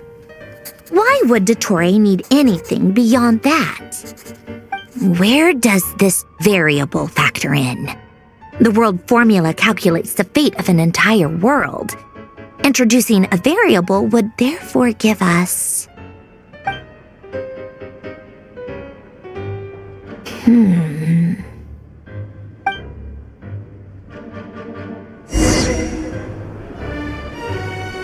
Polonia, search keyword pathway and bring me all relevant books.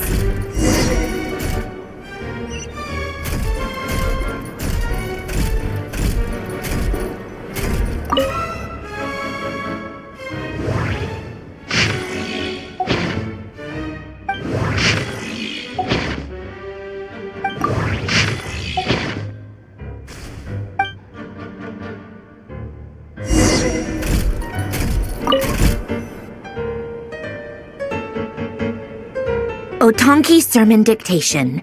Explications on the Chemical Marriage. These titles are pretty esoteric.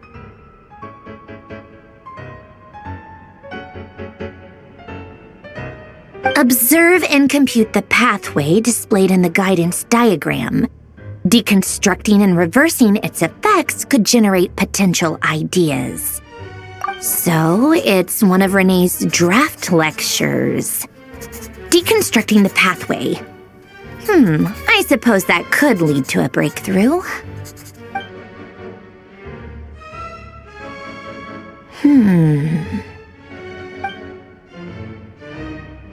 This is so long. This guy sure loves showing off his knowledge.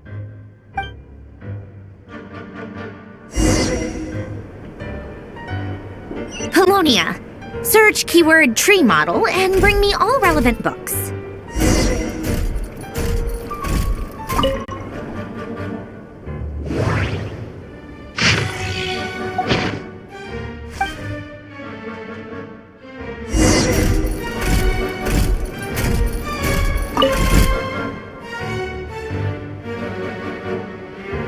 Most of the experimental devices proposed by the Lilia Crucis Ordo are built based on the simple and basic logical structure of a tree model.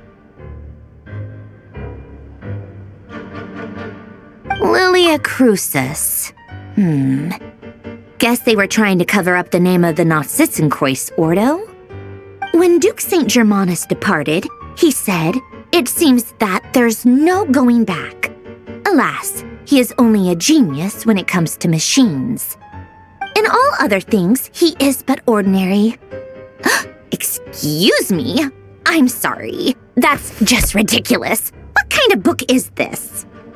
Great Detective Herlock, The Alchemist and the Clockwork Saint? Isn't this a novel? Come on. Still, the author swears that they knew Renee well. Whatever. I guess it's not beyond the realms of possibility that Renee would say nonsense like that on occasion. Memory, wishes, souls, and persona. Frankly, this sounds more like occultism, but if Albedo vouches for it, I I suppose there must be some alchemical basis to these techniques. The way Alain Guillotin saw it, the world was comprised of machines. The universe needed machines, and thus his technologies were created. That's why I was born. René, his full name was René de Petrichor, if I recall correctly. Sounds like he and the town must be intricately connected. That place was also the source of most of our information regarding Remurian civilization. Seems like some of his projects were based on their technology. The cutting of souls and storing them in vessels. These seemingly unrelated techniques underpinned René's research. Assuming that the 4 orthants correspond to alchemical categories. The chemical marriage model? Alain would have scoffed at that. He never would have let those theories or parameters anywhere near his mathematical formulas.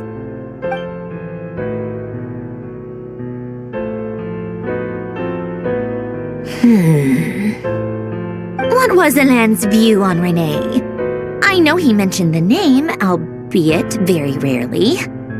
Oh, now I remember. Alain's old notes are here too. They mentioned René once.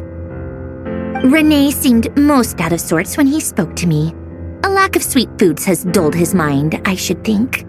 Either way, his words are not to be believed. Yep, that sounds like Alain. My subordinates actually did a half-decent job digging out all these materials. Makes a change. Good for them. Some of Alain's old files are completely consistent with these records. He must have gotten them from the Tower of Gestalt. I never knew he got his hands on René's records that early. He may have kept them, but he never even attempted to use them. Didn't believe a word they said. Come to think of it, René's world formula was filled with calculations of constants. That shows he believed that the fate of the world to be predetermined. As for Alain... it's been too long. I forget what he said. What would he have said? A guy like him, fervent believer in machines, but not headstrong enough. The world can be changed. It is worth persevering. Yes, that's how he used to think at least. He created that procedure to save this world. Yet the scale of the world's fate proved too enormous. The result was beyond his ability to calculate. He died having never seen the outcome. And there I was, left behind in the ashes of his dreams. Did you really never take a close look at René's research? Or did you read it but deem his philosophy incompatible with your model? The very thought of trying to incorporate his ideas probably made you feel sick to the stomach. Well, don't worry, because there's a whole new category of lunatic in town. Next to Dottore, every other madman looks sane. You once asked me what I wished for.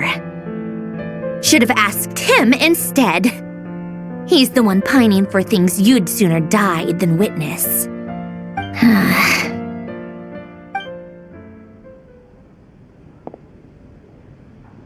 Even the tiniest variable can make big waves in the present. Now then, allow me to put these incompatible fragments together in your stead. First, establish and verify the existence of the Great Circle. Absolute nihil on one end, absolute reality on the other. Now, search between these two extremes. Then, the construction criteria. Variables. The sparks of civilization shall run out unless we consider introducing variables from outside the system. Input variables. Traverse the world, space-time, and civilization, then extract the essential nodes from the records to determine which variables they point to. The primordial power that differentiated itself from the void. The power of light. Yes, light. Records. Hyperborea. This is horrendously complicated. After After all that, I'm still missing a few variables. I need to think this through again. How do you think it looks, Polonia? Like the frenzied scrawlings of a madwoman? Fine, keep it to yourself. It's not like you can talk anyway. I'll assume you gave it a passing grade. I jest. But true madness does often start with trying to save the world. What would Arlecchino and Columbina think if they saw this incomprehensible hen scratch? They'd probably have me institutionalized. So would Rosaline. She's been dead for a while now. When I close my eyes and think back, I can still see her face. And that enormous dress she used to wear. Such a bizarre choice. What possessed her? Oh, and the clack-clack of those heels used to drive me insane. No one's asking me, obviously, but I hope you all know that I never wanted to save the world. I'm not crazy.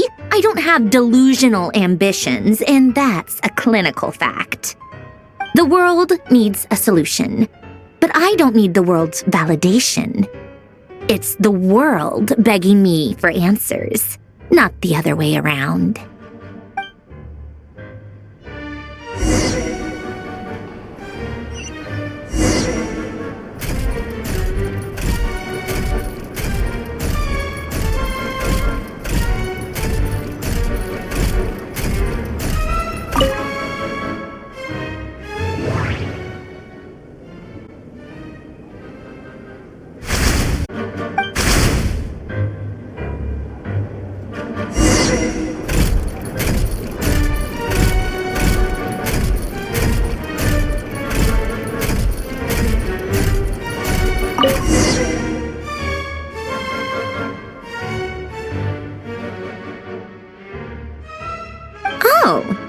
Cookies to go with the tea.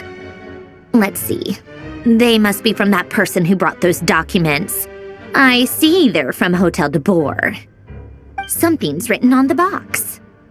We are proud to present this homage to the Fortress of Meropede's fun-filled mill collection system. Fortune cookies. Have a lucky start to your day. Sounds like a dumb gimmick to me. Be early to bed and early to rise. Get plenty of sun and drink plenty of water. Then things will surely go well for you. What? Are you kidding me? Somehow I doubt that an early night and a glass of water is magically gonna save a world on the brink of existential peril.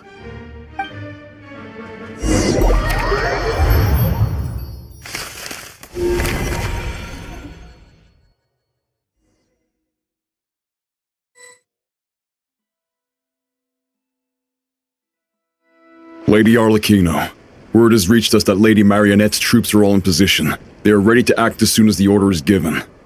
Excellent. The only thing is, they are fewer in number than we expected. It looks like many of them must have lost their lives at the hand of the monsters released by the Doctor. Can't be helped. Allow them to join our ranks and keep in contact. As you wish.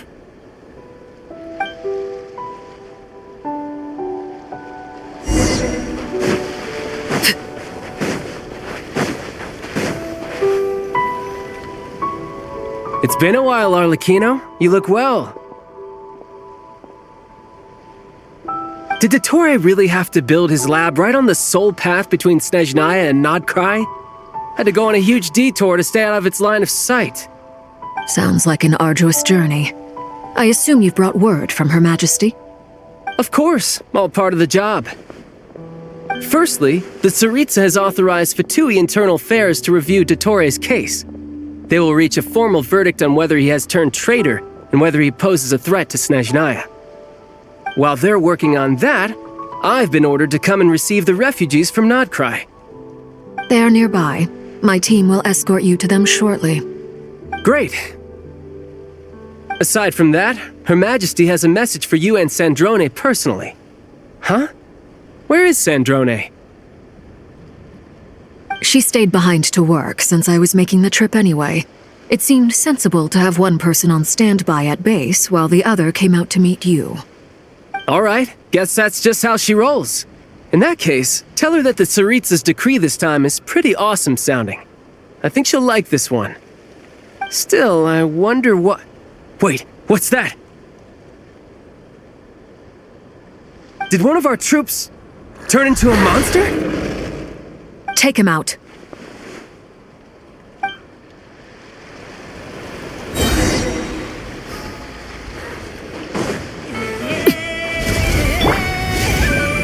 Brace yourself! This is gonna hurt! Laid bare. Everlasting as the moon!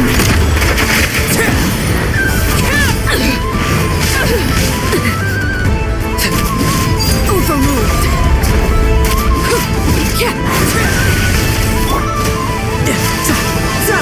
Bring it on!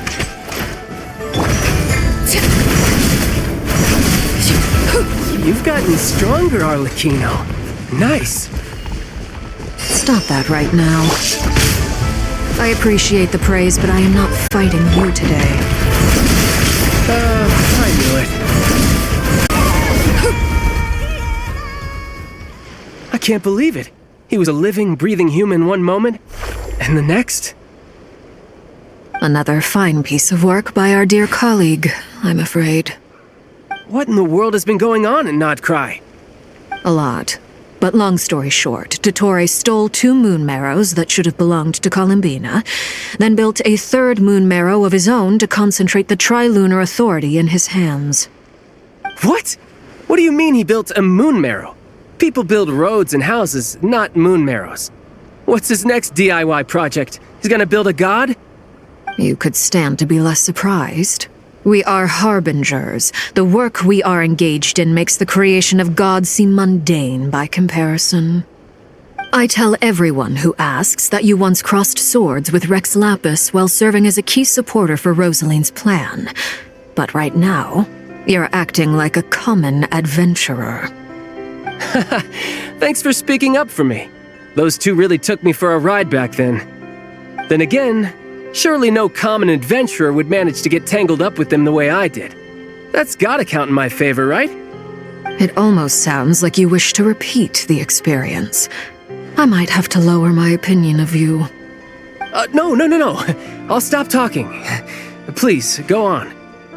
Dottore is currently still experimenting with his newfound power in ways that continue to corrode the outside world. As for the human mutation, I believe this is simply a consequence of his experiments, and not a strategic move. That radiant beast was once a subordinate of Sandrone's. I suspect he was only allowed to live so that he could become an experimental subject.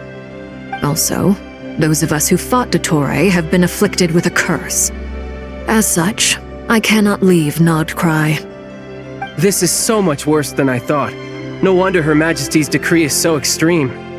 While these exceptional circumstances persist, the Harbingers are hereby authorized to use unilateral executive powers. Should Dottore pose a threat, Arlecchino and Sandrone are permitted to eliminate him. My thanks to Her Majesty. I will pass these good tidings on to Sandrone. Her Majesty has also declared that she will refrain from launching an attack on the now evacuated Nodcry due to the presence of unretrieved research material. A wise decision. By the way, how's my old partner doing? I'm assuming they're with you? Partner? You mean the Traveler? I'm afraid I have bad news. She was captured after our failed assault on Dottore's lab. Her whereabouts are currently unknown. What? Why? Since when does Dottore have a bone to pick with her? That is indeed the question. I'm not sure he does. He must have some other goal in mind. This won't do. I have to rescue her. You can't. We have no idea where the Traveler is. What am I supposed to do then? Stand here twiddling my thumbs? Sandrone is working on it. The best thing you can do right now is complete your mission. Fine.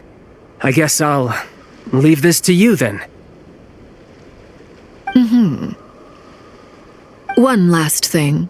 Tell the Rooster to get the message out to the gods and citizens of every nation in Tevat. Beware. An uncontrollable pollution is spreading forth from Nodcry. The source of that pollution is a madman drunk on the success of his experiments.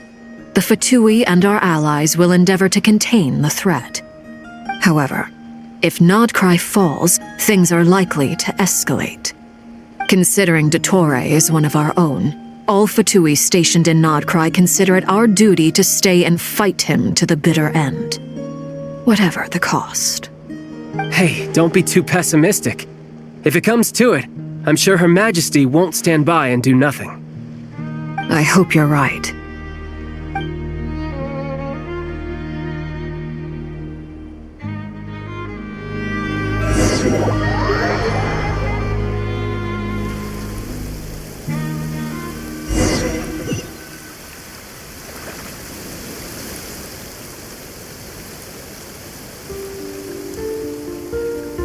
You're right on time.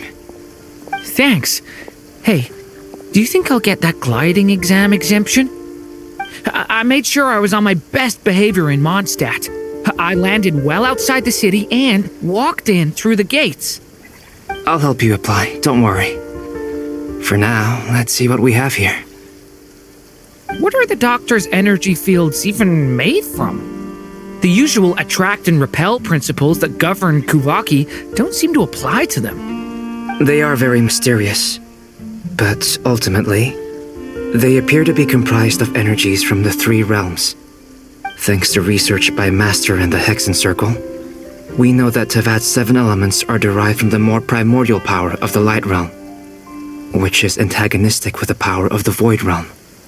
Since you have the power of the Dragon Durin within you, I'm sure you can already tell that this energy field contains no abyssal energy. That's true. It's not abyssal energy, it's something pure, wild, and untamed. I've been thinking about something.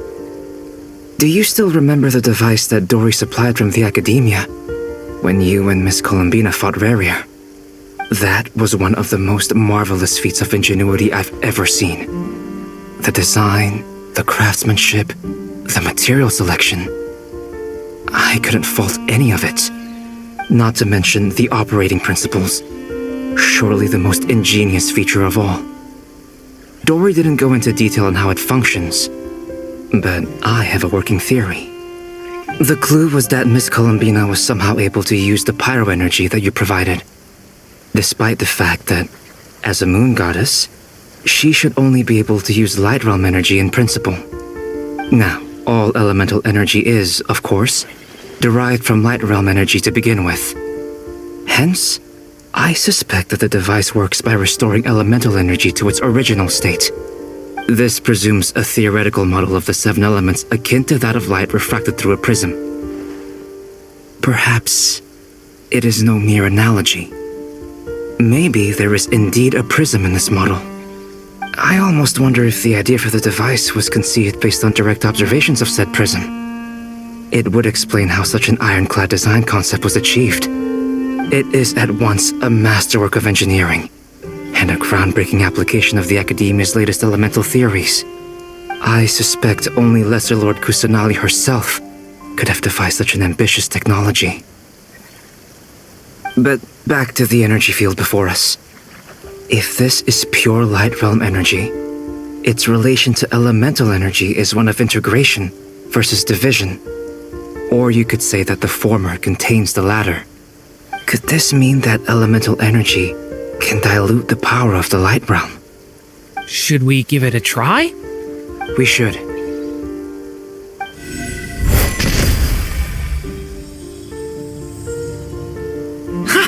It works!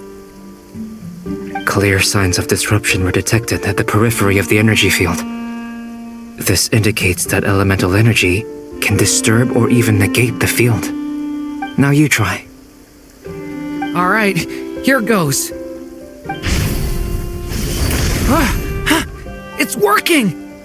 Switch to abyssal energy and attack again.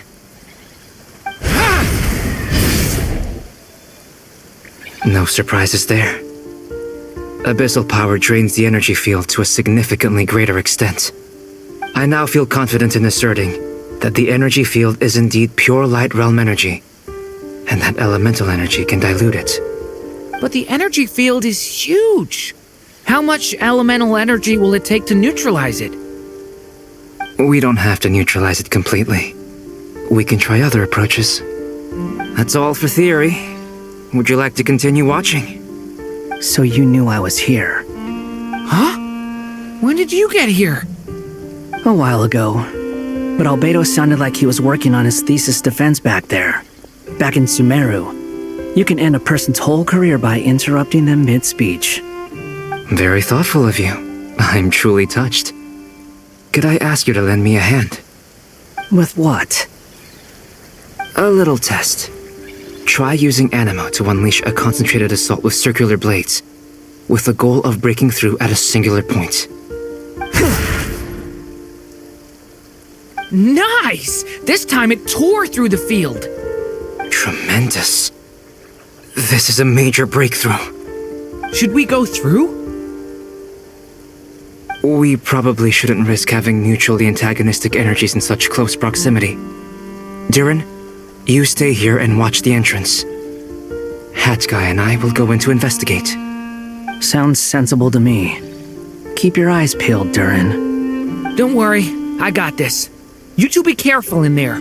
Just give me the signal if you need help and I'll dive right in. What do you mean, signal? It's based on a new alchemical concoction I developed last month. When 2 bottles of it are smashed on the ground together, they emit a blinding burst of light. If it comes to that, remember to shield your eyes with your hat. Glad I asked. Thanks for the heads up.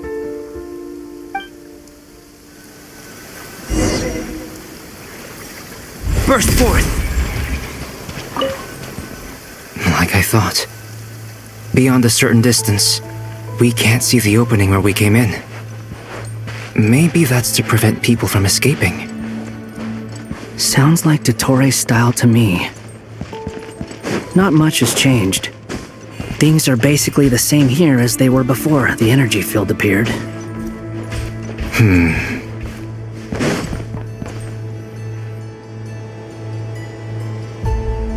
They have no heartbeat and they're not breathing. We can only assume they're dead. But there are no visible wounds.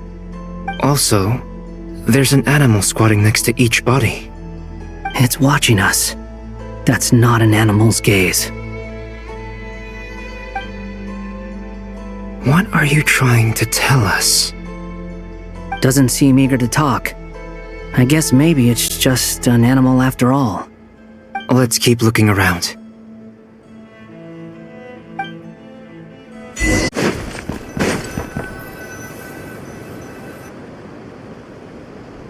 Same situation everywhere. Not a living soul in sight. Just countless bodies with animals standing watch over them. Well, I think we can safely rule out the possibility that they're all pets. Is skirting around the topic your way of showing consideration for other people's feelings? Just being cautious. I don't doubt that you can handle the truth.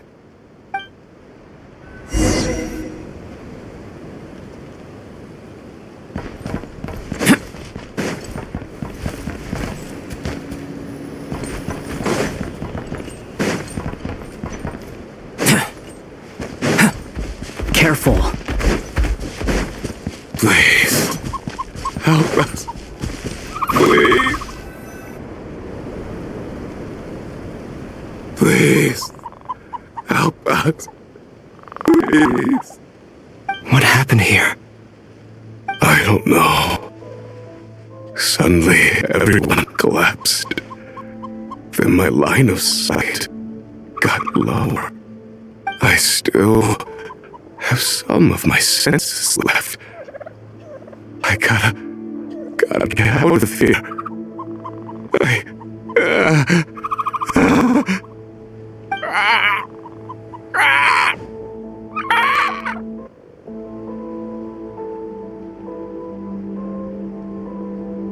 It looks like there's a huge experiment going on inside this energy field. Maybe each energy field is its own giant experiment. Vile. He's swapping human minds with those of animals. Even without the other circumstances, this would be an extremely radical experiment. Those people may have lost their sense of selves, but they are not fully animals either. If they were, they would have left. But instead, their instincts are driving them to remain by their dead bodies. We should go. No sense in sticking around here longer than we need to. Agreed. Over there, I hear a voice.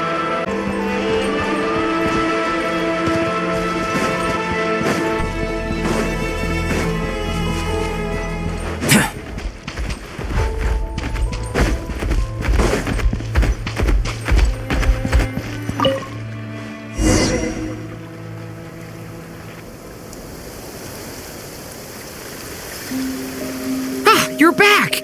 Everything okay? We saw some things that take a strong stomach. Otherwise, we're fine. We should share our findings with the others.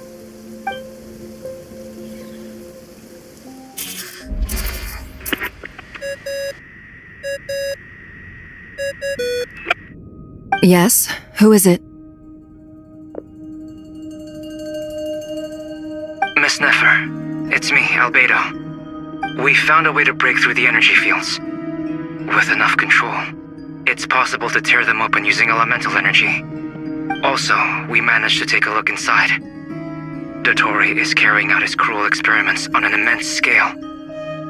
Any residents who have failed to evacuate in time will likely meet a grisly end. Sounds like he's living down to our expectations. Might I ask how things are proceeding on your end? I'm just about to get started. I'll be in touch once I have a result. Understood. Stay safe. I will.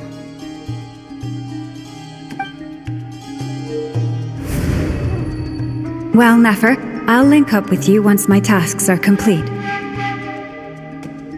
What makes you think I'd need you to do that?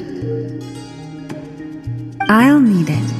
And considering the way you approach certain matters, I think you'll be better off with me present.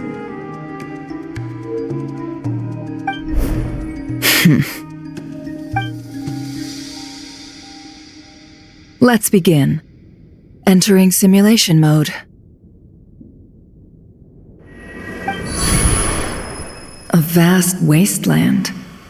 Is this the Traveler's inner world? I was expecting something more vibrant, to be honest. Wait, someone's there. What are you looking at? In that case, I'll look at it with you. I want to know all about everything you've seen and experienced. Is there somewhere I should return to? Or should I stay here and be the hero everyone says I am? I don't dislike my current life. Roaming the land, fighting battles, accomplishing missions, earning a living, looking after Paimon. It's not so bad. I guess the only thing that's missing is that you're not here with me. This is the conscious layer, which contains a person's true feelings. It is filled with both longing and kindness. I suppose anyone who lives long enough ends up wishing for someone who can't be there. Maybe it's the only way we can feel truly alive. Time to delve a little deeper.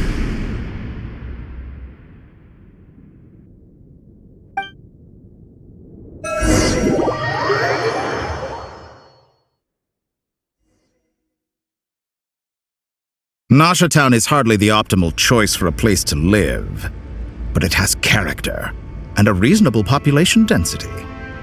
What are you trying to say? Oh, don't be nervous. I was just thinking where might make a good starting point for your journey. Perhaps I should send you further afield. Conria, perhaps. Conria ceased to exist long ago. Once again, you fail to understand the possibilities that the Tri-Lune creates. Anything that has existed in the past, I can now recreate. You simply do not wish to see that happen. That might be because you miss your sibling and fear getting answers that you are not ready to learn. But this is not for me to judge. If we are to collaborate, we need to maintain an amicable relationship. In a moment, you will be able to... Oh no. What are you...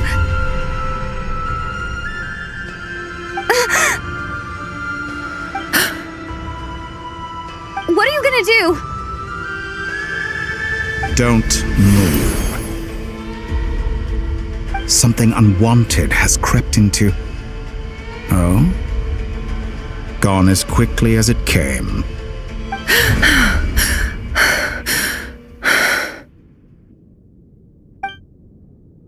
Did you save me? If I hadn't cut the connection, Dottore might have caught you from the other side and destroyed you. This was a good idea, but once is plenty. You were exceptionally brave. Excellent work. Thanks, but now's not the time for that.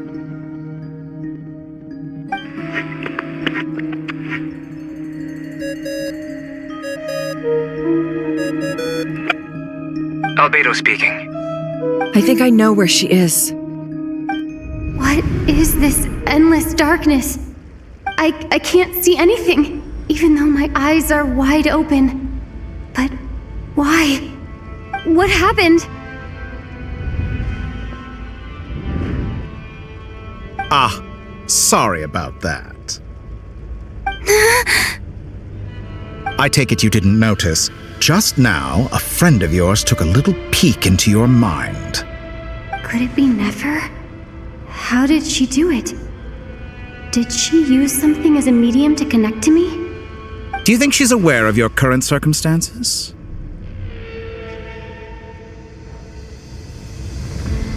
Oh dear.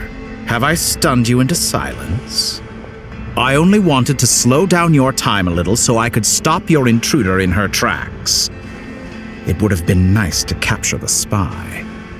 I must say, I'm finding the ability to adjust the flow of time rather intriguing. The moment you closed your eyes, time seemed to grow impossibly viscous, didn't it? A whole month passed before you opened your eyes again, but only for you. No one else was affected. I dare say this is something only a god can achieve. Point taken. You've proven once again that you have god-tier powers. Oh, you misunderstand. This wasn't about proving a point. I was testing things out. I find I learn best by doing, and I have to admit, time is not the easiest dimension to control. I only wanted to make you sleep for a short while, but it ended up lasting a whole month. Clearly some finesse is required to wield the authority over time as I wish. I hope you're not angry with me. It was only a month's discrepancy, nothing too serious. Had I been off by a year, a decade, or even a century, that would have been quite a different story. You could have frozen me for millions of years. So much for collaboration.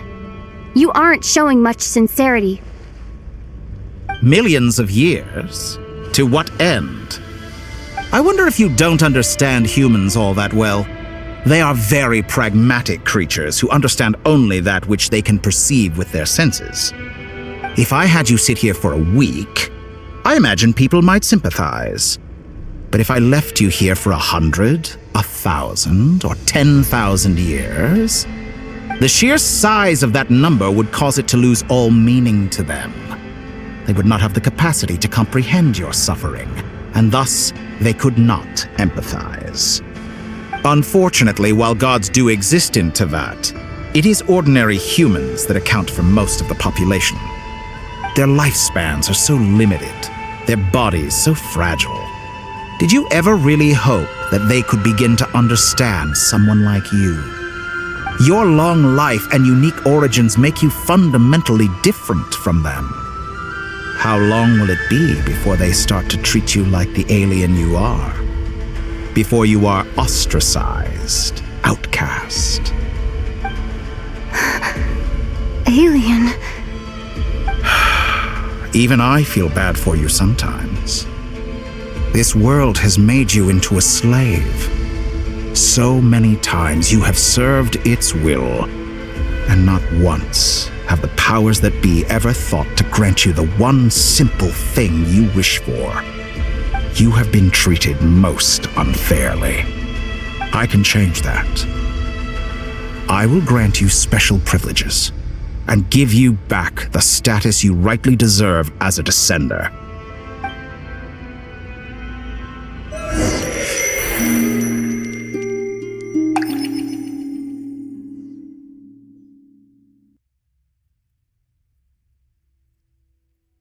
I've entered the past 3 times at this point, but I still have so many questions. For instance, beyond each point being further back in time than the last, what determines the specific locations at which I can make entry? So far, the common thread linking all 3 scenarios is that the Traveler has been present. But it's more than that. I know I sensed something familiar around her. What was it? I'll keep this question in mind as I carry on.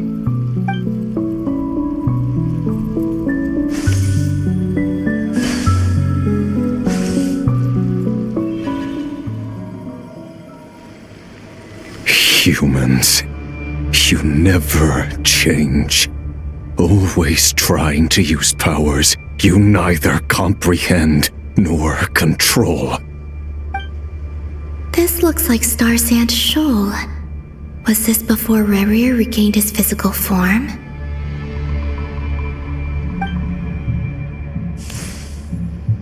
You've messed with the cannon again, huh?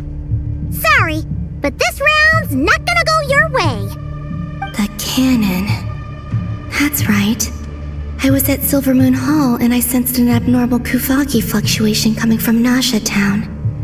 And right after that, came an ominous power emanating from Star Sand Shoal. My body was once torn into countless pieces and hurled into the swirling chaos of time itself. But even so, my life and will were not extinguished. I wonder if I could try to prevent his resurrection. But how would I do it? What can I do, here and now? Traveler! Behind you! Look at that light!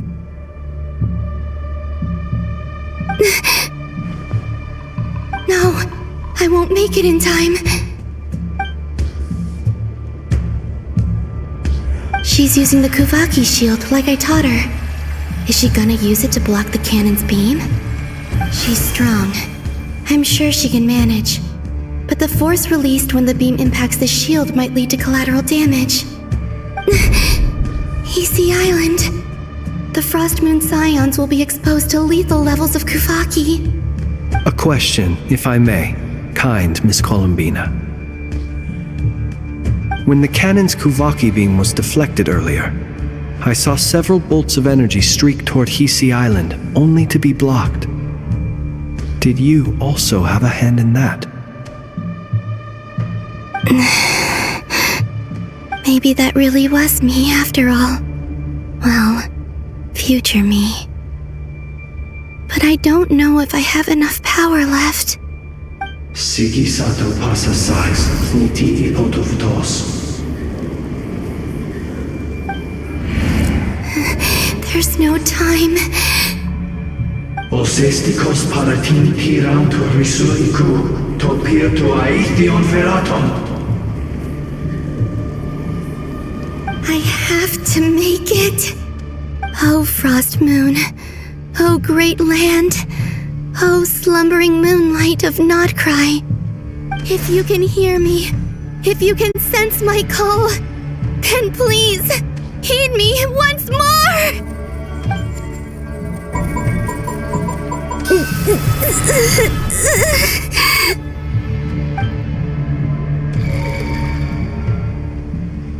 Did it work?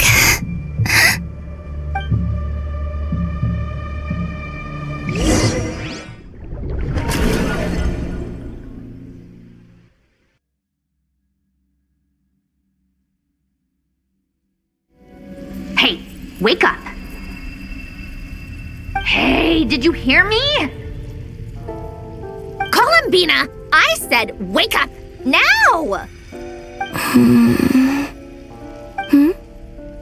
Oh, good morning, Sandrone. It's 3 in the afternoon, actually. And could you kindly not use my quarters as your personal nap room next time? But I feel so safe here. And your coffee, right? It's so bitter, but it smells lovely. It's like you were raised by wolves in a forest or something. What did you drink growing up? Grass tea? The Frost Moon Scions certainly led a more frugal existence than the Fatui. Then I'll bet you've never eaten one of these before. It smells delicious. That's because it's a Fontanian recipe. I had a little free time today, so I made a batch. Rosaline will be here shortly, but if you really can't wait, I guess you can go ahead and... Hey, at least let me finish before you start eating! Did the Frost Moon Scions not teach you basic table manners? Or did the rules not apply to you because you're the high and mighty moon goddess? These are so tasty. Of course they are. I made them. I was worried they might contain traces of machine oil. What?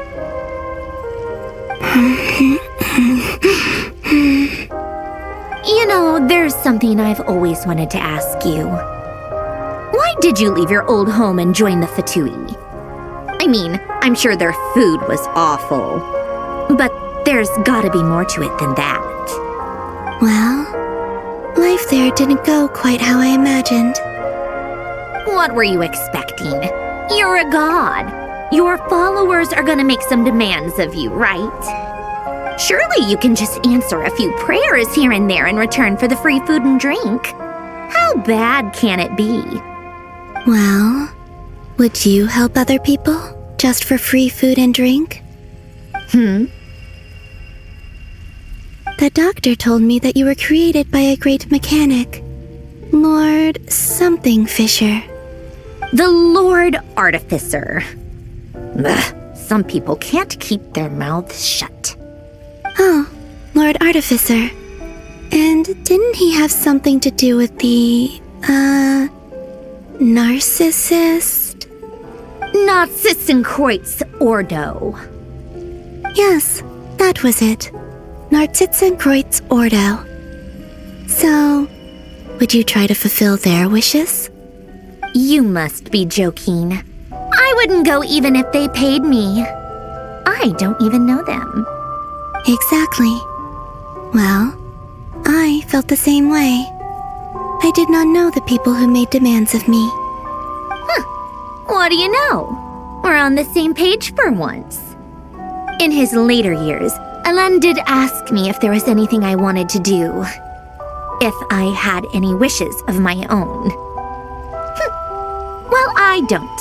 And I'm not in any mood to fulfill someone else's either. Who's Alain? He was the... You know what? Never mind. You're not gonna remember. Anyway, the point I'm trying to make is, neither of us is the self-sacrificing type. Let me ask you this. What sort of place would you like to live in, if you could choose? A place where people don't ask me for things I cannot give them. Where they don't worship me, or fear me, but just want to chat with me like a normal person. I'd also like the freedom to come and go as I please. And ideally, it would be somewhere with the smell of coffee and snacks. Not to burst your bubble, but no such place exists in the world. Now, take your snacks and scram.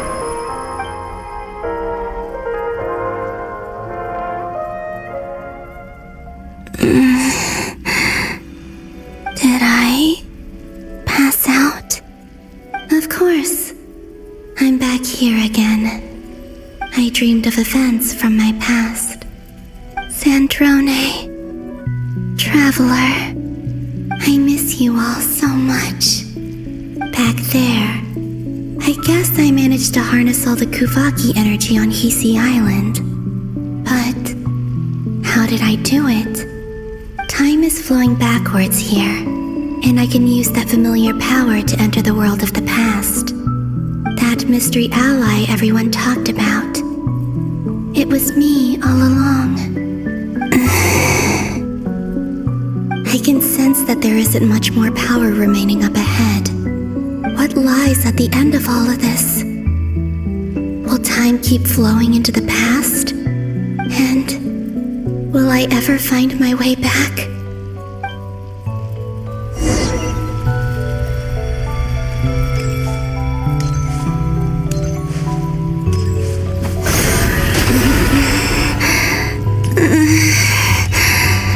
It's getting harder and harder to use my power.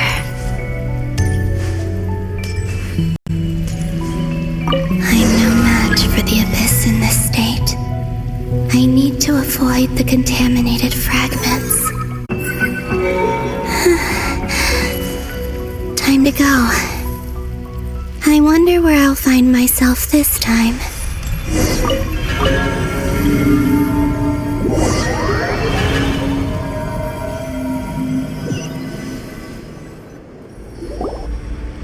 The Final Night Cemetery.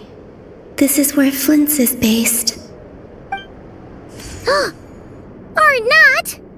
How are we supposed to read through this many files? Difficult, yes, but it is also our most efficient option. Seems like they're searching for information. Oh, I remember. Flint and Varga talked about some files on the Wild Hunt. Was this my doing too? To expose the true intentions of this Rarir, we need to dive into Notcry's history. Are my actions changing the past? Or are they simply completing a process? Is all of this inevitable? Or am I the one making these decisions? If I choose not to help them now, will it change how things turn out?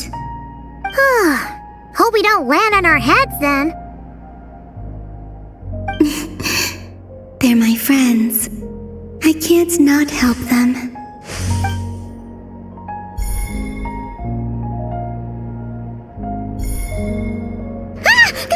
Ghost! And the other one was... here. Hey! Another file's moving!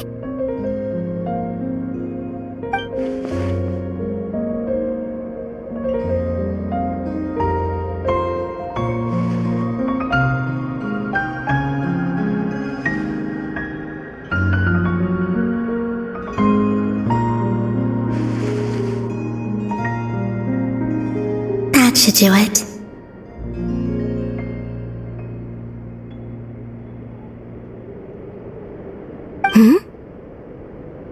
Luanatar? You can sense my presence? Wait!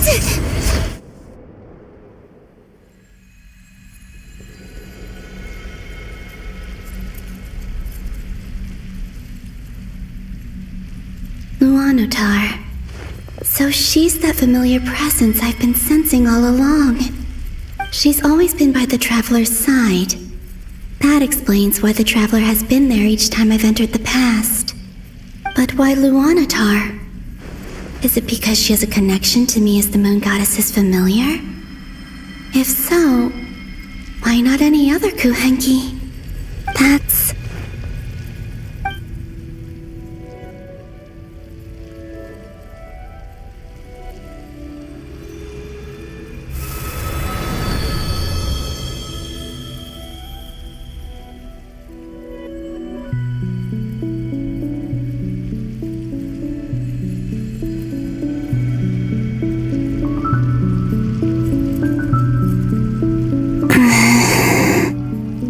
I cannot sense any power up ahead. Just a void, stretching out into infinity. This is likely my final chance to enter the past. It's now or never. I have to find a way back.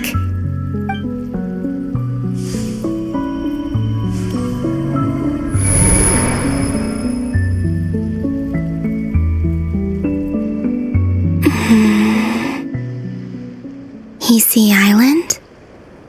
How far back in time is this? Where's Luanatar? I can't sense her presence this time. Oh, seeing Anafa and Aino reunited like that sure was heartwarming. Traveler, Paimon. No, stay calm. I don't have much power left to change things. I don't even have that much time left here. Think, Columbina. How do I find a way back? A way back? To where? Do I go back to Moonprayer Night? Or to the future that followed? And if I return in my current state, what will become of me then? Dottoro's actions that day proved that he'd been planning that for a long time. He had already seized the power of 2 moon marrows before capturing me. Even if I managed to get back, how can I fight against him when he wields the Tri-Lune Authority? I can't. If I go back like this, I'll be playing right into his hands. I have to find some way of rivaling the power he has usurped.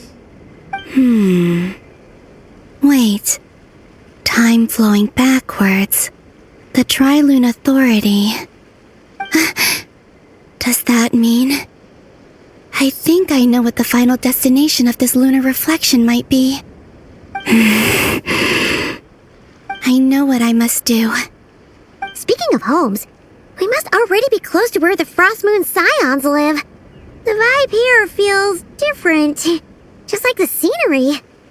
But how do I communicate my plan to my friends? Should I write it down here? No, someone else will see it. I need something with a close connection to me. Something I can use as a medium to tell them what's happened to me in here.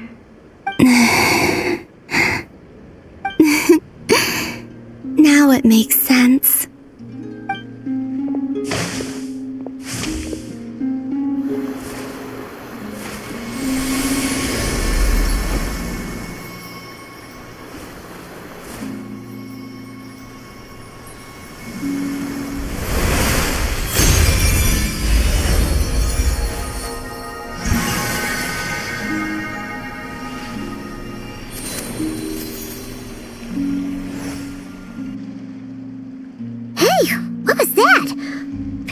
Some sort of breeze blew by, and then the petals suddenly turned into... Huh? It was I who brought Luanatar into being. I gave up a piece of my own soul to create her. That's why I could sense a familiar power from the moment I entered this space. It also explains why she's been present in every past location that I've entered. Because we have a deep connection. Hey there! What's your name? And the reason why there are no more gates to the past after this point is that Luanatar hadn't been born then. No wonder I sensed the trace of a blessing when we first met. But I still didn't recognize the soul hidden within you. Back then, I was just a little lost dove. I had yet to become Columbina Hyposelenia. Go on now. We've got stuff to do. Best you find someone else to hang out with. Hey, you scared it off. I'll be counting on you. Remember to stay by the traveler's side, guide her, and help her in my stead. Oh, and bring her to the garden where the moonprayer blossoms grow. There's a little lost dove there who will need her help.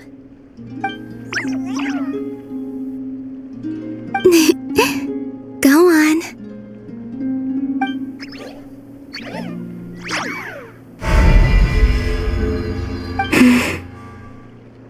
You too.